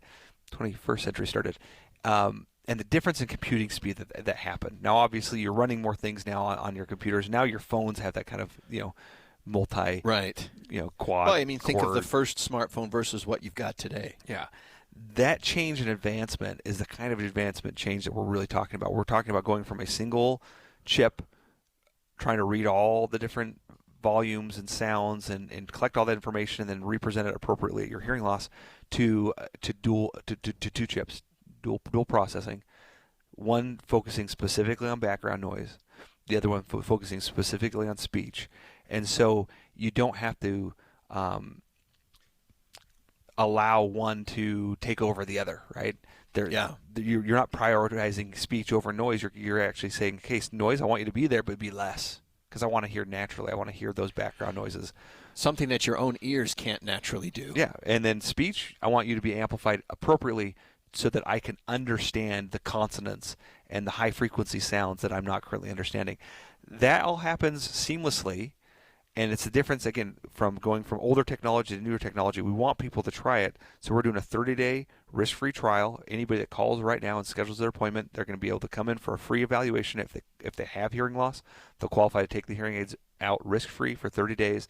And at the end of the 30 days, we'll even give them some movie tickets as a thank you. What a deal. So if they want to make that appointment, Matt, with My Hearing Centers, and again, there's a My Hearing Center basically near wherever you live in Utah almost. If you live anywhere near the big strip from top to bottom that bisects the state, you're going to be able to get to a My Hearing Center. Ogden all the way down to St. George. Give us a call. 801-701-1629. That's 801-701-1629. Ryan Reynolds here from Mint Mobile. I don't know if you knew this, but anyone can get the same premium wireless for $15 a month plan that I've been enjoying. It's not just for celebrities, so do like I did and have one of your assistants switch you to Mint Mobile today. Visit mintmobile.com/radio. Upfront payment of $45 for 3-month plan, equivalent to $15 per month required. Intro rate first 3 months only, then full price plan options available. Taxes and fees extra. See full terms at mintmobile.com. Oh no, stomach issues again? Stomach issues? Who are you? Your pancreas. I could be the real reason for your diarrhea, gas, bloating, stomach pain, or loose oily stools. I thought it was my stomach. People often do, but any of these symptoms could mean having a condition called exocrine pancreatic insufficiency, or EPI. With EPI, the pancreas doesn't release enough enzymes to break down food, but EPI is manageable. Use the symptom checker on identifyepi.com and speak with your doctor. That's identifyepi.com. Sponsored by AbbVie. The power of we believes in you. It advocates for you. It completes your circle. It makes sure you have the strongest circle possible. And with Intermountain Health in yours, you'll always have the care you need to live the healthiest life possible.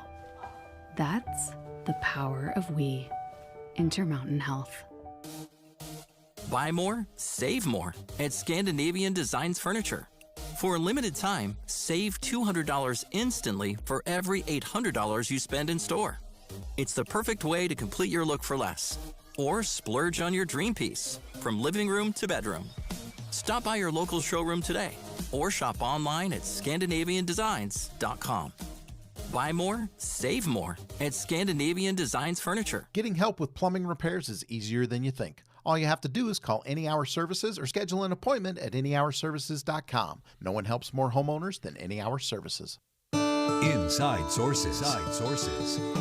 For the second time in just over a week, a federal judge has granted a temporary restraining order blocking President Donald Trump's National Guard deployment, this time in Illinois. And Marty, alongside Marty Carpenter this morning, last week a federal judge blocked the same attempted deployment in Portland. So twice the president, the Trump administration has attempted to bring federal troops into a city to quell unrest and to stop whatever he believes is going on there that merits federal troops, and a judge has stopped that deployment. They're ostensibly trying to protect federal property, enforce federal law, and then respond to unrest, and then it gets into the gray area of what do you consider unrest versus just a complete failure to police your own city. Right. And so, where does the federal government have the ability to go in and fix this? Washington, D.C. is a entirely different setup because in Washington, D.C., it's a District of Columbia that's basically run by the federal government in a lot of ways, with some local government there as well. And so this really gets into, I just want to make sure I get a chance to say Posse Comitatus. It's exactly right. Yeah, and the it Posse is that. Comitatus Act and the Insurrection Act. So this is where I would start, Greg. Where exactly is the legal line drawn between a legitimate federal role and overreach? How do the courts interpret federal property protection versus something like municipal control? I'm going to hold that thought for just a minute because we have some breaking news. Go ahead. Right, Greg. Just got word into the newsroom. Ogden Police Department, they just put out a release. They do now have a suspect named in the shooting of a Ben Lomond High School student that happened on October 7th. So they just sent this out. I'm just going to read from the release here. They say, Isaias Emmanuel Carranza has been identified as the suspect in this incident. They say an arrest warrant for aggravated murder has been issued. Ouch. They say if located, do not approach him, call police immediately. So again, they have named Isaias Emmanuel Carranza as their shooting suspect in a shooting that killed a Ben Lomond High School student on October 7th. Thanks. That was KSL News Radio's Randall Jepson. And so a suspect has been named, but no one's taken into custody yet from what we're hearing so far. Interesting, because we've been following that story for a couple of days. Let me go back to your question, Marty. Posse Comitatus Act was basically this, that it's not in the Constitution, but it's an act that we've sort of embraced in our country, which essentially says you can't deploy federal troops on American citizens. Federal troops are for federal issues, and citizens have their own police force. Chicago, Detroit, L.A., everybody has their own police force, and that's who polices cities. However, there's exceptions to everything, and you articulated them pretty well, such as the president or Congress can deploy troops for certain purposes, such as foreign invasion, rebellion within the state, or the state is unable to take care of their own problems. And I think that's the one that the Trump administration is relying on. And what he's saying is that there's an emergency, that the situation has gotten so bad that the federal troops are needed. And in both cases, a judge has said, no, we're not there. You've overstepped your boundaries and you've exceeded your authority as president by deploying troops. And you're threatening the sovereignty of the state by saying the feds are taking over. We've got this. It's a really interesting one because depending on which side of the political spectrum you're on, you may be cheering and saying, hey, these cities are out of control, and for whatever reason, the elected officials there aren't handling things to where most of the citizens are, safe or whatever. And on the other side, you might be like, whoa, this is real overreach by the president. I would encourage people, when you're thinking through something like this, to flip the power structure and say, what do you do when if the other party were doing this, how would you feel about it? Exactly. And, we want to operate on a foundation of like the principles and the way we should interact with each other, so that whether it's a Democrat or a Republican in the White House, everyone enjoys the same rights, because you would hate to be in a situation where you might say, oh, I look at this and go, yeah, Portland is like horrible, or Chicago is like the murder capital of the United States of America, or Washington, D.C. was unsafe. And you can go in and, yes, did it solve the problem in Washington, D.C.? In large part, it seems like it made some really good steps toward doing that. But how would you feel then if suddenly presidents are now given broader authority to go do something like this? How are you going to feel when there's someone of the other party in the White House and says, you know what, I don't like the way we handle something here in Salt Lake, so I'm rolling troops in. And this authority was granted under a time when you thought it was a good idea, and now suddenly it doesn't seem like such a good idea. That's why the courts are here to say, absolutely, hey, let's make sure that we have the right principles in place and that we're following the law. Right, and we do have to look at presidential overreach, and we did have that under the last administration when a president came in and said, you know what, I'm going to forgive student loans. And suddenly we're going, wait a minute, that's not your job. And he's saying, well, it's, again, relying on the national emergency, COVID or whatever was going on at the time. Boy, we've really got some problems, and the economy's, hit bottom, and we need to do something to spur it on. And they're like, wait a minute, that's not your job. And I think that's what the judge is saying here, because the judge said that his claims of a rebellion against the federal government are not credible. And the claims that the administration was saying are these, and I think they were the same in Portland, that federal agents, specifically ICE and Border Patrol, were being attacked while they were trying to do their jobs. So the federal government is saying our federal agents cannot do their jobs. The state's not protecting them. We've got to do something to protect them. I think that's the core of what the administration was saying. When we see pictures, and you've seen them continuing, of ICE agents being attacked, bottles thrown at their cars, being spit at, that kind of thing, unable to do their jobs, what the administration is saying is, hey, Portland, hey, Chicago, you're supposed to protect federal agents just like you protect everybody else. And if you're not, we'll protect them for you. Yeah, which, I think that leads into the argument that if you don't want the federal government to even test these limits, all you have to do is go police this situation. Right.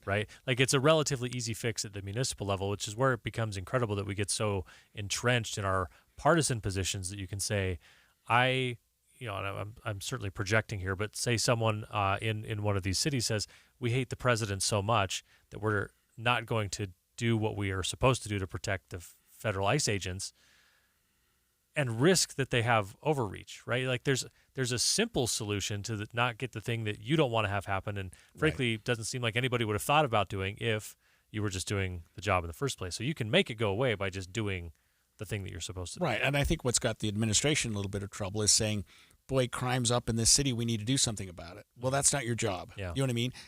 Except in one instance, and that was the District of Columbia. People thought, D.C., why is he there?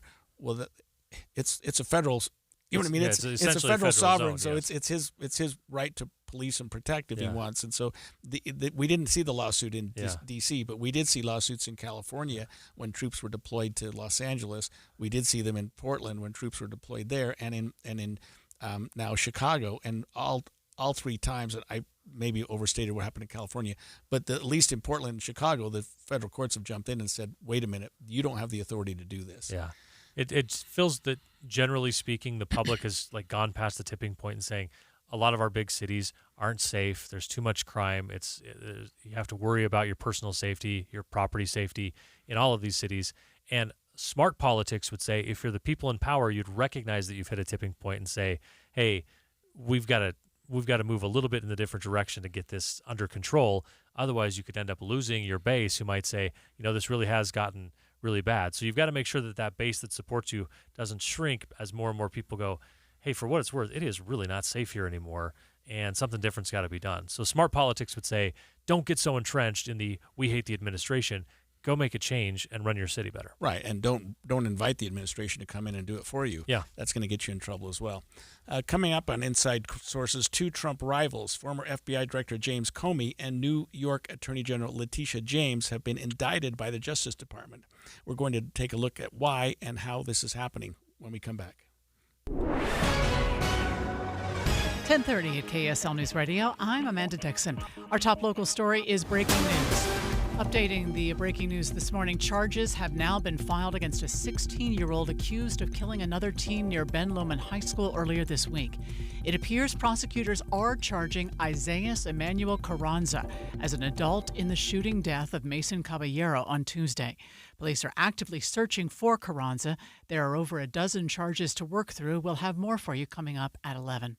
The man accused of killing political activist Charlie Kirk on UVU's campus wants to appear in regular clothes without handcuffs in future court hearings. Tyler Robinson's previous appearance in shackles and a suicide vest could lead prospective jurors to view him as guilty, especially with the heavy media coverage. KSL legal analyst Greg Skordas, who assisted in the selection of the defense attorney, says dress can influence a juror's thinking. The defense is trying to make him out as just another young man, a 22-year-old Utahn. A 22-year-old Utahn from southern Utah, and try to make him as personable as possible. Robinson's next court appearance will be on October 30th. Brianna Willis, KSL News Radio. Our top national story this hour from ABC News. The federal government shutdown is now in day 10 with no end in sight. ABC's Rachel Scott is in Washington. Democratic leader Hakeem Jeffries says he would support a bill to pay our military troops while the government is shut down. But House Speaker Mike Johnson has made it clear he will not bring the House back into session. And it is worth noting that lawmakers are still receiving their paychecks, even though they are out of town. The Senate has voted 7 times and failed to pass a funding bill. Your money at this moment, the Dow is down 437 right now. That's about 0.9%. We're at 45,921. Coming up, we have a weekend of rain in store. KSL weather is next. KSL News Time, 10:32. Mornings are for recharging. And they're for starting your day right. We volunteer to join you in the car. Get news and weather at 102.7 FM during the most important part of your day. Andy and Amanda, each morning between 5 and 9 on KSL News Radio. It's the Movie Show broadcasting live from My Hearing Centers today. The Movie Show starting in about 30 minutes. But in the meantime, I'd like to talk with Matt Deering from My Hearing Centers because, Matt, right now, if you call during the Movie Show, you guys have a special deal for KSL and Movie Show listeners. If they call 801-701-1629, what do they get? Well, first of all, you're going to get a great conversation with a wonderful agent to schedule. Okay, bonus? Yeah, bonus. To schedule you a free hearing evaluation in any of our offices up and down the Wasatch Front.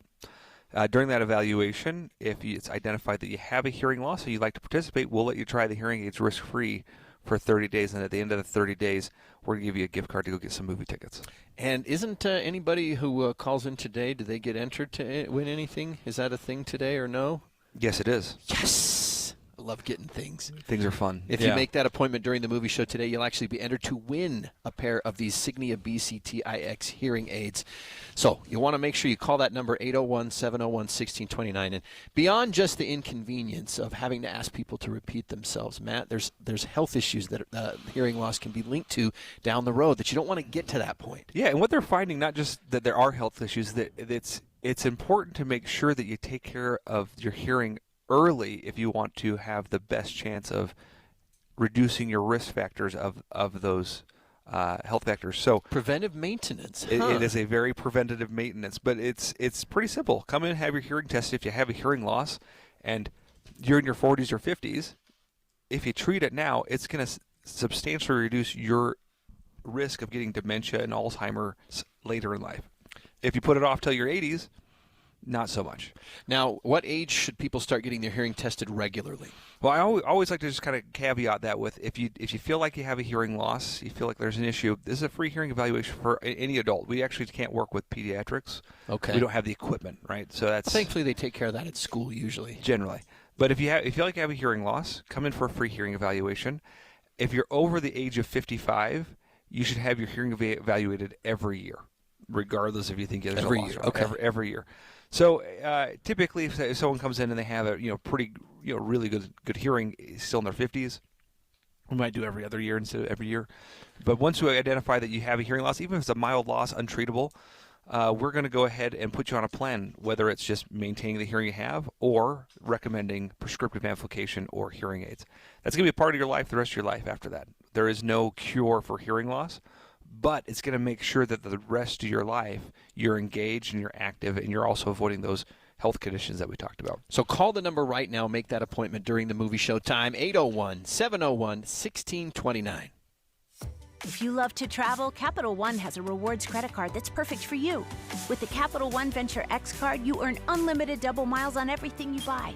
Plus, you get premium benefits at a collection of luxury hotels when you book on Capital One Travel. And with Venture X, you get access to over 1,000 airport lounges worldwide. Open up a world of travel possibilities with the Capital One Venture X card. What's in your wallet? Terms apply. Lounge access is subject to change. See CapitalOne.com for details. I'm Ed Evans, CEO of Consumer Cellular. Ever wonder why Big Wireless wants you on an unlimited plan? They probably want you to cover the cost of those 20-somethings using all that data every month. But most people 50 and up like me only use 12 gigs or less. Don't get bamboozled by Big Wireless. Switch to Consumer Cellular. Our plans start at just $20, and we use the same towers as the big guys. Join the millions who choose something better, because if you're not using all that data, you're probably getting used. Call 1-888-FREEDOM or visit consumercellular.com/facts. Plans include $5 credit for auto pay and e-billing. See site for additional facts. Traffic and weather together, brought to you by Mountain America. Turn everyday spending into an extraordinary escape. And here's Heather Kelly. Not only do we not have any slowdowns anywhere across the Wasatch Front or the Wasatch Back, we're also finally accident-free. It's the first time all morning long that has happened. You're going to have good speeds if you're on I-15 throughout Utah, Salt Lake, and Davis counties, the east and west side belt routes. Even some of the minor roadways, like a Mountain View corridor, coming out of Utah County all the way through the Salt Lake Valley, is at really good speeds with no accidents reported. There's a place everyone wants to be. Lighten your heart, clear your mind in a colorful canvas. Vibrant red rocks, amber leaves, blue skies, and emerald green forest trails for the best recreating. That's Cedar City. Heather Kelly in the KSL Traffic Center. Looks like we have a break from the rain right now, but we are watching for flash flooding in southern and central Utah today. The rain will be back tomorrow. In fact, it'll be its heaviest tomorrow evening. Right now, though, it's cloudy and 64 degrees. I'm Amanda Dixon from the KSL Common Spirit Health Studios. Listen online at kslnewsradio.com. We're Utah's news, traffic, and weather station. The all-new Inside Sources. Inside Sources. Your inside access to the people and policies shaping Utah's future. Here are Greg Skordas and Holly Richardson on KSL News Radio. And I'm alongside Marty Carpenter this morning. And Marty, I'm going to give you a little riddle here, but I'm going to read two indictments to you, parts of them, and ask you if you can tell me any similarities. The first one is styled the United States of America versus James B. Comey, charged with false statements to Congress and obstructing Congress. It's filed in the Eastern District of Virginia, September 25th, 2025, and it is signed by Lindsay Halligan, United States Attorney. No other prosecutor signed it, and that's the indictment that was issued on the 25th of September. Okay. Yesterday, we get an indictment, and I'm going to read this one to you also, and it's styled United States of America versus Letitia James in the Eastern District of Virginia, charging her with false statement in connection with a loan and bank fraud, giving a false statement to the bank. And it's signed by, guess who?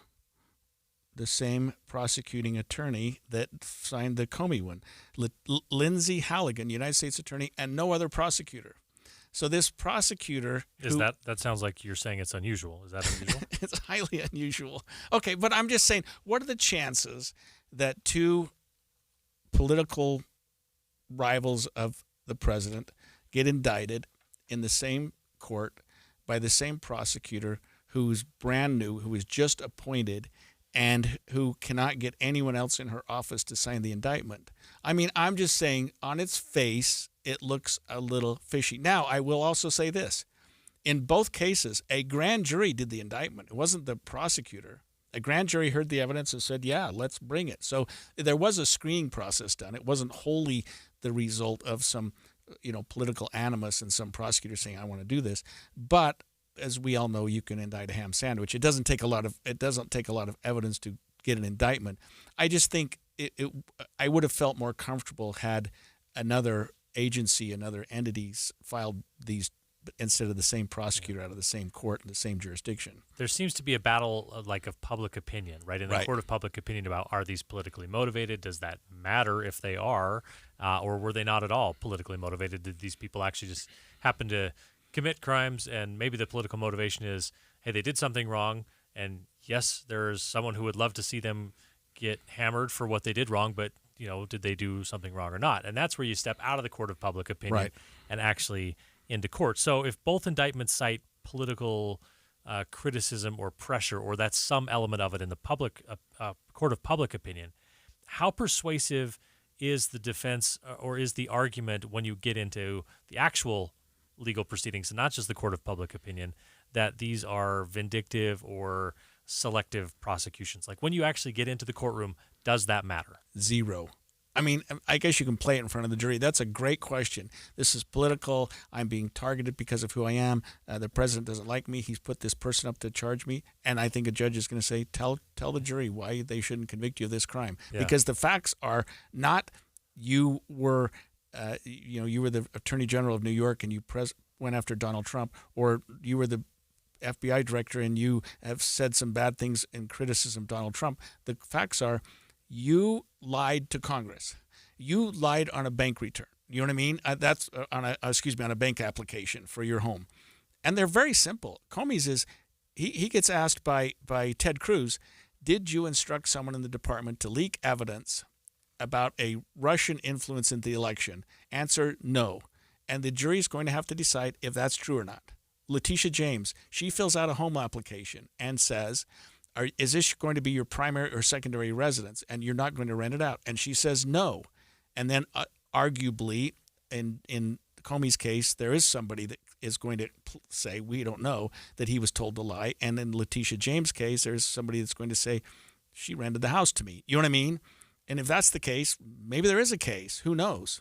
And I haven't answered your question. That is to say, if I'm a prosecutor and I don't like a certain person and I can find that they've committed a crime, even if you could look yourself in the mirror and say, I probably wouldn't have charged this person otherwise, if you can get it past a jury, who's to say it's political? Yeah. I mean, and the irony here, I suppose, is that, particularly in the Letitia James situation, that she's claiming that this is politically motivated, that the president's coming after her, which is exactly what the president, who was at the time not the president, said about her prosecution of him. Right. So she went after him for that. So I would say in the court of public opinion, pound sand. I don't know what to tell you. Like you did the same thing. Tell it to a jury. You can't again go do something, then turn around and not want to have it come back your way. Right. It's like when the kid plays a game of tag and tags someone, then runs off and is about to get tagged and screams, I'm not playing anymore. right. Like, no, you started the game, so we're going to finish the game. Right.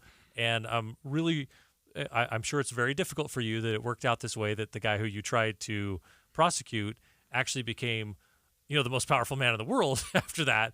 But hey, them's the breaks sometimes. And if you did the crime, then we're going to go push it through the court system. So I don't know. It's troubling. To an extent, does it feel petty to me on both sides? Yes. Yeah. But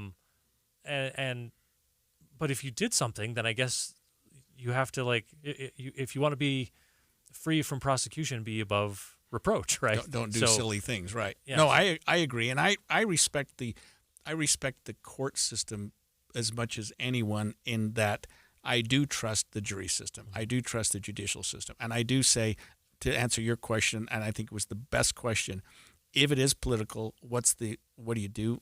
To me, I'd say nothing. Yeah. Let's go put it in front of a jury, James Comey. Let's go put it in front of a jury, Letitia James. So with the minute and 15 or so that we have left before we have to take a break, let me ask you this question that may actually take longer for you to answer than that. But in both of these cases, the actual cases, not the public opinion, but the actual cases.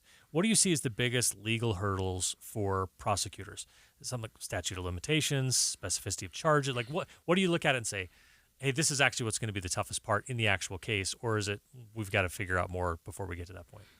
So biggest legal challenge for the prosecutor is proving the case and proving that, in fact, in Comey's case, that he lied, that he actually knew that he put someone up to lie, and the Letitia James case that she knew at the time she signed that she wasn't going to use that. I'll tell you a better argument that both of them have is that this prosecutor's not legit. She wasn't appointed through the proper channels. I think there's going to be a motion filed. No one in her office signed this. No authorized prosecutor signed it, and I'm getting in the weeds a little bit here, but she hasn't gone through the process of being approved, and I think there could be a fatal flaw to both of these indictments. Well, and just based on that, there's an element to, if you go step back outside of the court proceedings and say, if someone, say the president in this case, really is going after some political enemies, maybe it's not so much about the conviction as it is about the hassle. I've heard that before too. I don't need a conviction. I just need him to be charged. Yeah. Coming up on Inside Sources when we come back, it's time for the movie show, and we have an interesting movie today we're talking about and an interesting movie question. We'll talk about that when we come back. Many Medicare health insurance plans are cutting back on benefits, reducing coverage areas, or increasing costs. The Medicare annual election period begins October 15th. Legacy Insurance provides local agents you can count on to help you get the most of your Medicare benefits and to be there for you over the years. Call 801-281-0066, 801-281-0066, and ask for a real agent. Currently, Legacy Insurance represents 58 organizations, which offer 93 products in your area. You can always contact Medicare.gov, 1-800-MEDICARE, or your local state health insurance program for help with plan choices. There are significant changes to Medicare plans this year. Learn more or request help from a caring and local professional by visiting them online at BecauseWeProtectYou.com. That's BecauseWeProtectYou.com.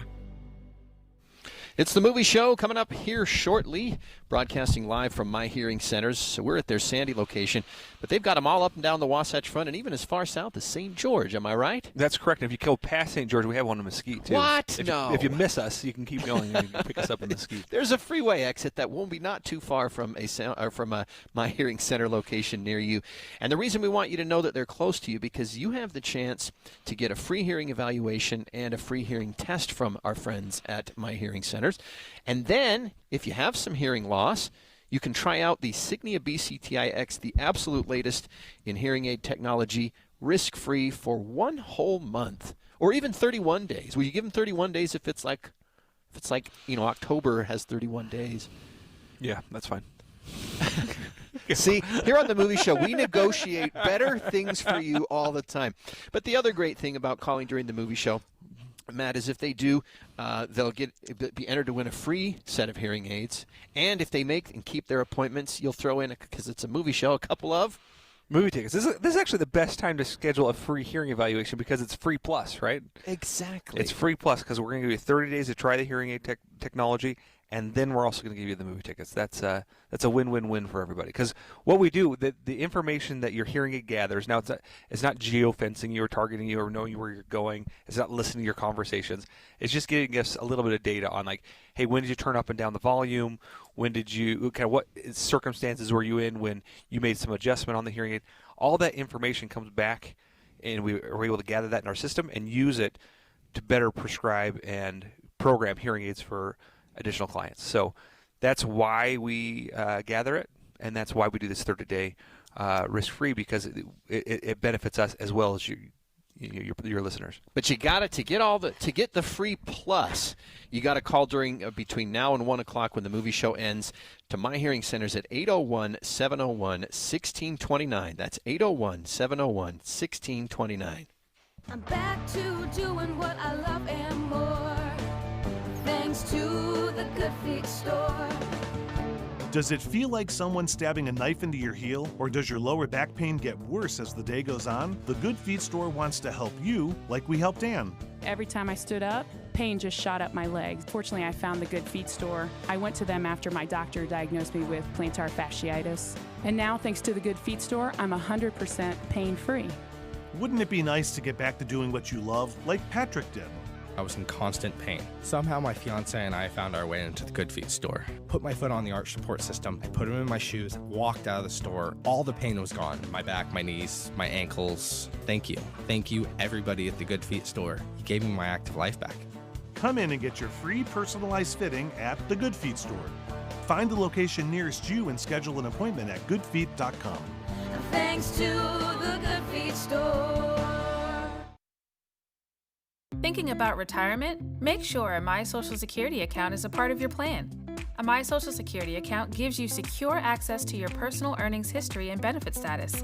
You can find out if you're eligible to receive benefits, compare retirement benefit estimates at different ages or dates, view spousal benefit estimates, and more. Plan for your future. Open a My Social Security account at ssa.gov/myaccount. Social Security, securing today and tomorrow. Produced at U.S. taxpayer expense.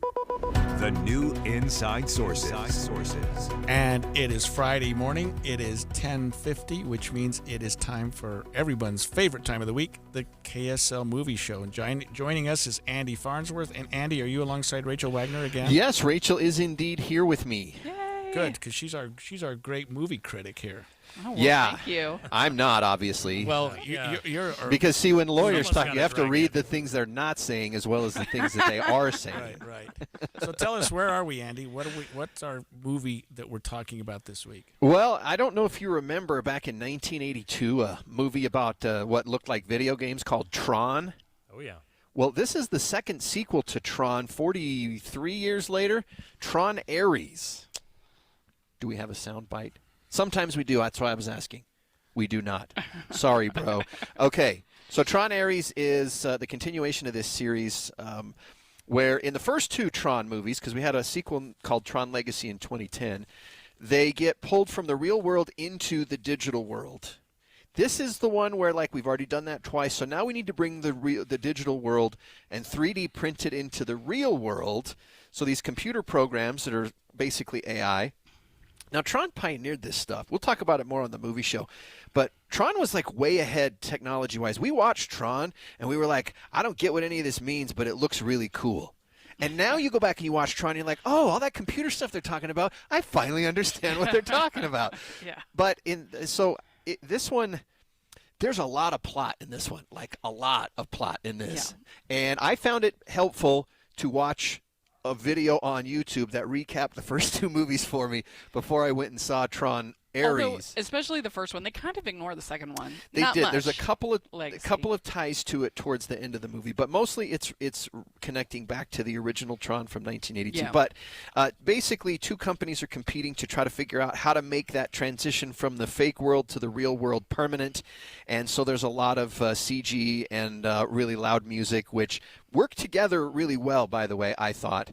But I could feel the wind from the subwoofers blowing on my face from the sound Rachel, in the IMAX theater. As sequels go, 43 years seems like a bit. Yeah, usually that's a recipe for disaster. But Right. this was fun enough. It depends on if you want like really heady sci-fi, you'll be disappointed. It's not a thoughtful or interesting movie, but it was fun. Did you watch any Tron, Marty? No.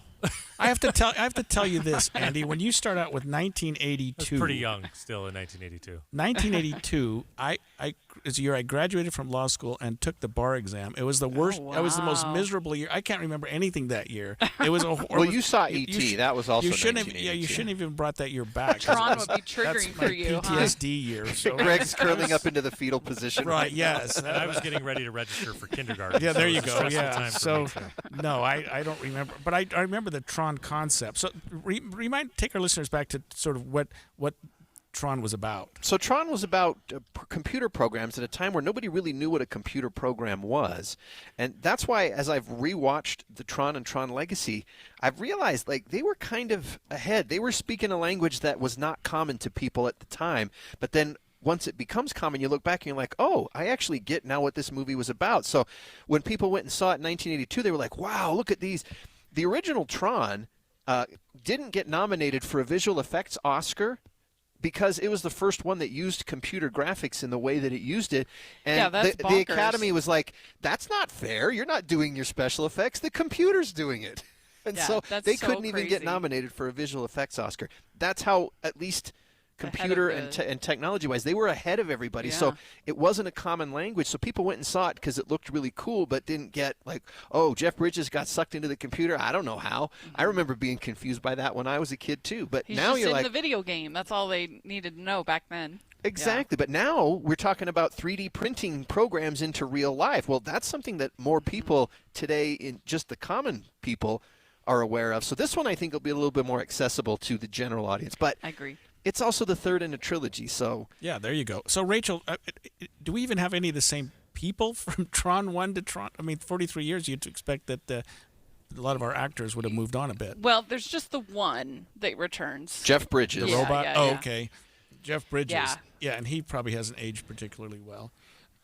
Well, I mean, Is I mean, Tron, geez, Tron Greg. the movie where the rug really ties the whole thing together, or is that a different film? no, that's the Big Lebowski. But yeah, I was going to say, he looked old in that one. he does look old. I mean, he's 75, but If he was, Wasn't if he, wasn't he in True Grit, too? If he was That's the playing remake? the dude in Look what Tron, happens when Holly's I'd be not on here. board. He's Yeah, just you follow- guys No, this is. I know I'm really enjoying this, Greg. But Jeff Bridges is in this. he looks fine. They refer to they do a lot of Easter eggs to the original Tron. I watched it with Michael Reagan, who's going to join us in the movie show to give his super fan take. He was a host of the movie show for several years. There's back a in lot the of day. like name drops and things like Yeah, that. if the original Tron is fresh in your mind, there's some visual cues that you're like, oh my gosh, yep.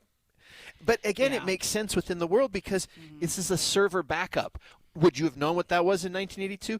Absolutely not. Right. In 2025, oh yeah, I know what a server backup is. So when they see the same things, it actually makes sense. Well, and even if you don't see the movie, you should definitely download the soundtrack. Yeah, Nine Inch Nails did the soundtrack, Which was a smart sub out for there you Daft go. Punk, Right. I think. That's well, another- Daft Punk broke up, I think. Yeah, that's why if you're gonna sub out, I think Nine Inch Nails makes sense. Rachel, would I lose anything by watching this movie having not watched the previous two? I don't think so. They do a pretty good job of filling in a little gaps. I think you'd be fine.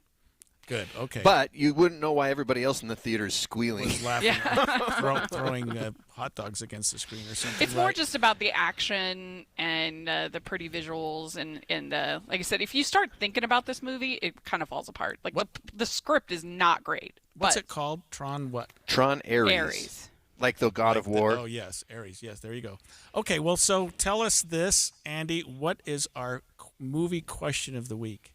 Well, our question of the week is name the greatest film trilogy of all time. Since Tron is now a trilogy, name the greatest film trilogy of all time. Okay, I've got mine, but I have to qualify it with this. Is it if the greatest trilogy of all time still exists, if the third one was the worst movie you've ever seen in your life? But We were it talking was about so this. overcome by the first two that it's the greatest trilogy. Well, here's mine. You can say Godfather. I know it was you, Fredo. You broke my heart. You broke my heart. Because I thought Godfather 1 and Godfather 2 especially were two of the best movies of all time. Godfather 2 maybe one of my top 3 or 4 movies. But Godfather 3, I wish they wouldn't have made it. Watch the recut. Coda, The Death of Michael Corleone. Does it I really think you make told that me big that a once difference? before, right? Well, it supposedly did. Oh, I haven't seen it. I haven't seen the Coda. Anyway, does that still count as a trilogy? Yeah, it does. It does. Hey, we leave the interpretation of the question up to you, the listener. Name the greatest film trilogy of all time. You could say, like, All Dogs Go to Heaven 1, 2, and 3, if that's how you feel. Okay, because Rocky, would that is there a trilogy No, of event no, 8? because there's So there's we like decided 8 to say Rocky movies. we're going to say it's got to be a trilogy. So you Okay. can't do Rocky because there's a bunch. You can't do Toy Story now. Toy Story because now there's 5 of them. Although some people believe it ended with 3 in their mind, they won't Well, even how count about 4. this? Because I would Here's say Marty's. I He's would say cheating the a little bit. original Star Wars trilogy. Hey, I'm Episodes with you 4, on 5, that. and 6. Spoiler. There you go. Marty's is Star Wars, but that's a bit more than a trilogy. But I aren't can we? say this. Yeah. I want to reserve the right to amend my answer once Happy Gilmore 3 comes out. I'm with you on that one. Okay.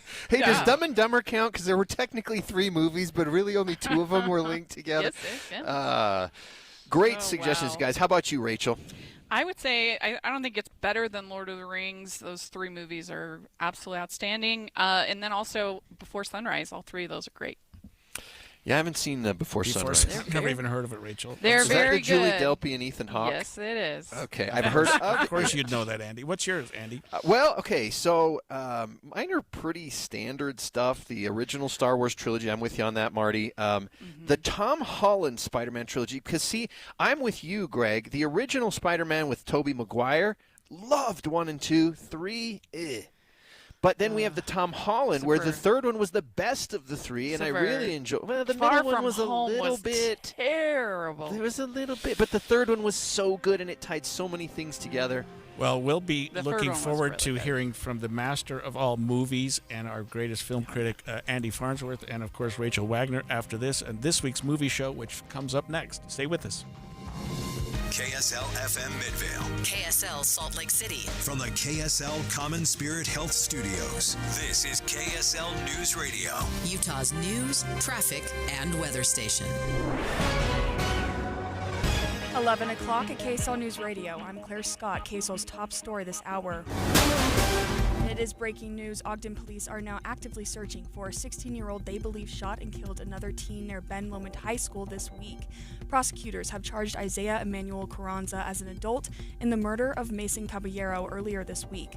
Police say if you know where Carranza is, you should not approach but should call police instead.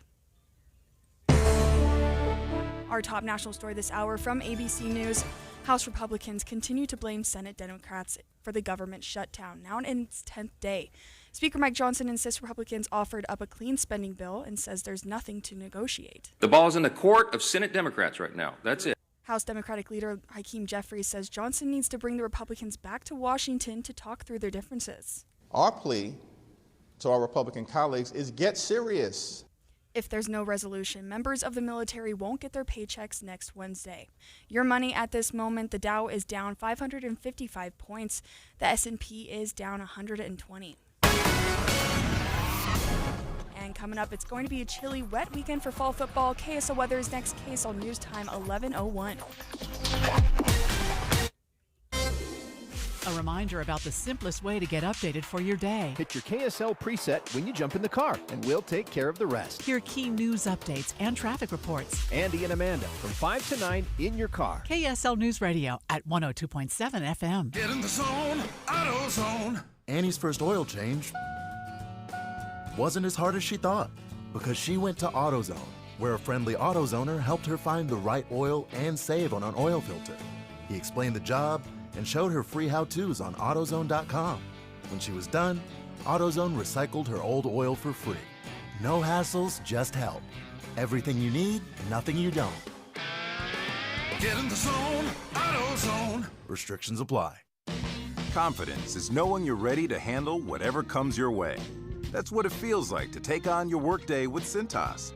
They make sure your AEDs are up to date, your fire extinguishers are tested and inspected, your floor mats are cleaned and delivered, and your workwear looks good, feels good, and is freshly laundered with a Cintas Apparel Plus program. So are you ready to take on today? Visit Cintas.com and get ready for the workday. Temperatures might be cooling down, but fall camping's just warming up, and so is the country's largest used RV show. That's right, we're back in Utah just in time to outfit you for even more fall fun. October 9th through the 11th, we're packing the parking lot at the shops at Southtown with a huge selection of used RVs to fit any budget. Shop travel trailers, fifth wheels, toy haulers, motorhomes, and more, all in one lot. We're talking RVs starting as low as $7,995. No payments until 2026 on approved credit. You'll also find new RVs at the show at used pricing, like all remaining new 2024s, and select 2025s marked down for fall discounts. Plus, get hooked up with specially priced hunting trailers just in time for hunting season. Get more details and find the best deals early at UtahUsedRVShow.com. All this plus free admission to the country's largest used RV show. 3 days only, October 9th through the 11th at the shops at Southtown. Open daily at 11 a.m. Sponsored by Bish's RV. See you there. Stock number 75941, subject to prior sale. See dealer for details. Getting help with electrical repairs is easier than you think. All you have to do is call Any Hour Services or schedule an appointment at anyhourservices.com. No one helps more home